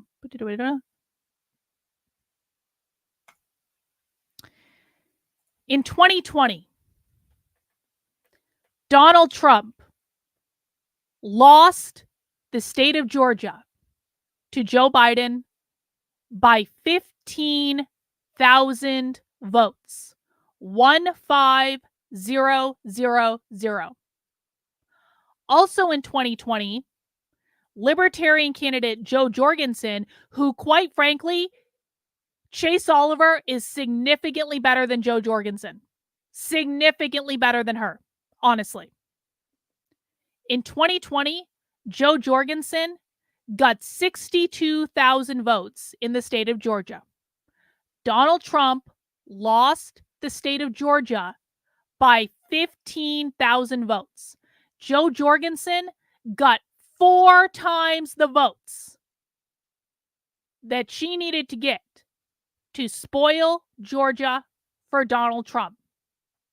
Now it gets even more interesting, Timmy. What Tim didn't tell you is that Chase Oliver was the Libertarian candidate for Senate in Georgia in 2022. So Chase Oliver has already had statewide experience in Georgia. And when Chase Oliver had statewide experience in Georgia, he got 81,000 votes. And not only did Chase Oliver get 81,000 votes, he caused a runoff between Herschel Walker and Raphael Warnock. Chase Oliver has already proven through his actions, through his effort, through his boots on the ground work, that he knows how to get votes. And he knows how to get votes to disrupt elections. Donald Trump lost Georgia by 15,000 votes in 2020. Chase Oliver won 81,000 votes in Georgia in a contentious Senate race in 2022. Chase Oliver outpaced Joe Jorgensen by a significant amount. do you really think he can't do it again? Because after Chase Oliver was done with this campaign, Chase Oliver didn't take a vacation.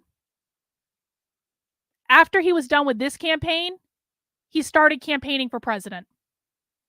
And he went around to all 50 states. And he went to all these state conventions. And he went to all these fairs. And he went to all these town halls and did all these meet and greets. That guy, how he got my attention was his boots on the ground activism, where I didn't agree with Chase on a number of things, but when I saw the effort that he put in, I was like, you cannot deny him that, man. You really can't. That guy works harder than almost anyone. And he knows how to talk to people. He knows how to speak to both sides. And he's already proven with his actions that he is capable of getting more votes than any of these fucking podcast hosts or failed comedians. Chase Oliver has done what Dave Smith was too cowardly to do. Dave Smith could have run for office at any time. Dave Smith could run for local office. Dave Smith could run for Congress. Dave Smith could have run for the presidency. He could have been the Libertarian Party nominee. That was his choice. He chickened out. And at every single step that Dave Smith had chickened out over, Chase Oliver showed up. Chase Oliver has run for office over and over and over again. He has a team of volunteers. He has a donor base. He knows how to get shit done. So Tim thinks that his little smears on the internet are going to slow this guy down. I kind of doubt it, if I'm honest about it. And like I said, and thank you, Conrad, for the money. Like I said, a week ago, I was like, I'm definitely not voting for Trump. I knew I wasn't going to vote for Trump. I was like, I'll probably vote for Rechtenwald if he gets the nomination. And I really thought Michael Rechtenwald was going to get the nomination. I wasn't really thinking about it. But given everything that has transpired in the last week, I may not agree with Chase Oliver on everything. And again, I do hope I actually have the opportunity to talk to him at some point around some of the issues that I have expertise in, that I think he just hasn't been exposed to the information. I don't agree with this guy on everything, but right now, I would crawl through broken glass to vote for Chase Oliver, and I will in New Hampshire, and Tim Pool can suck a dick. Because Tim Pool is a socialist that wants to impose a dictatorship of the proletariat on private businesses, and that is no more acceptable to me than if any other person did it. Anyway, guys, I know everyone was hoping I was going to get to this Jimmy Dore video. Apparently, no one more so than Jimmy Dore. But sadly, my voice is fucking shot. Because I've been yelling for over 3 hours, okay? My throat I'm in pain right now. I need to go have some tea. I need to go relax. Now, I'm not saying I won't do this Jimmy Dore video later tonight. Maybe I'll do it later tonight. How about we do that? How about I take a break, I go get some tea. We'll do nothing remotely controversial with Joshua at 9:30. And then I will come back tonight when I actually have a little bit more of a voice. And I'll collect Jimmy Dore's hissy fit on Twitter. And we can really make a go of it, okay? Does that sound okay? Yes, I also do want to get to this at some point. I do actually want to watch this video with Greg having on Chase and Mike. And that happened yesterday. Thank you, Asia. I really appreciate you. So I do want to get to that too. So I apologize that I had a lot to say, all right? I had a lot of feelings I needed to work out. I wanted to get everything in, but now I need to take a break because I can barely talk anymore. All right, guys. I'll be back at 9:30 for Nothing Remotely Controversial with Joshua. We will do the Jimmy Dore hissy fit reaction stream a little bit later tonight. And I'm sorry, Jimmy, I'm sorry, but as I've expressed throughout this afternoon, Jimmy Dore may be anxious for me to do this reaction to his video, but Jimmy, I don't work on your schedule. I work on my schedule. That's what being a libertarian means, bitch. You are not the boss of me. I will get to you when I'm ready. And I'm not ready right now. All right, guys, that's all I have for the moment. I'll see you a little bit later. Take care. Bye.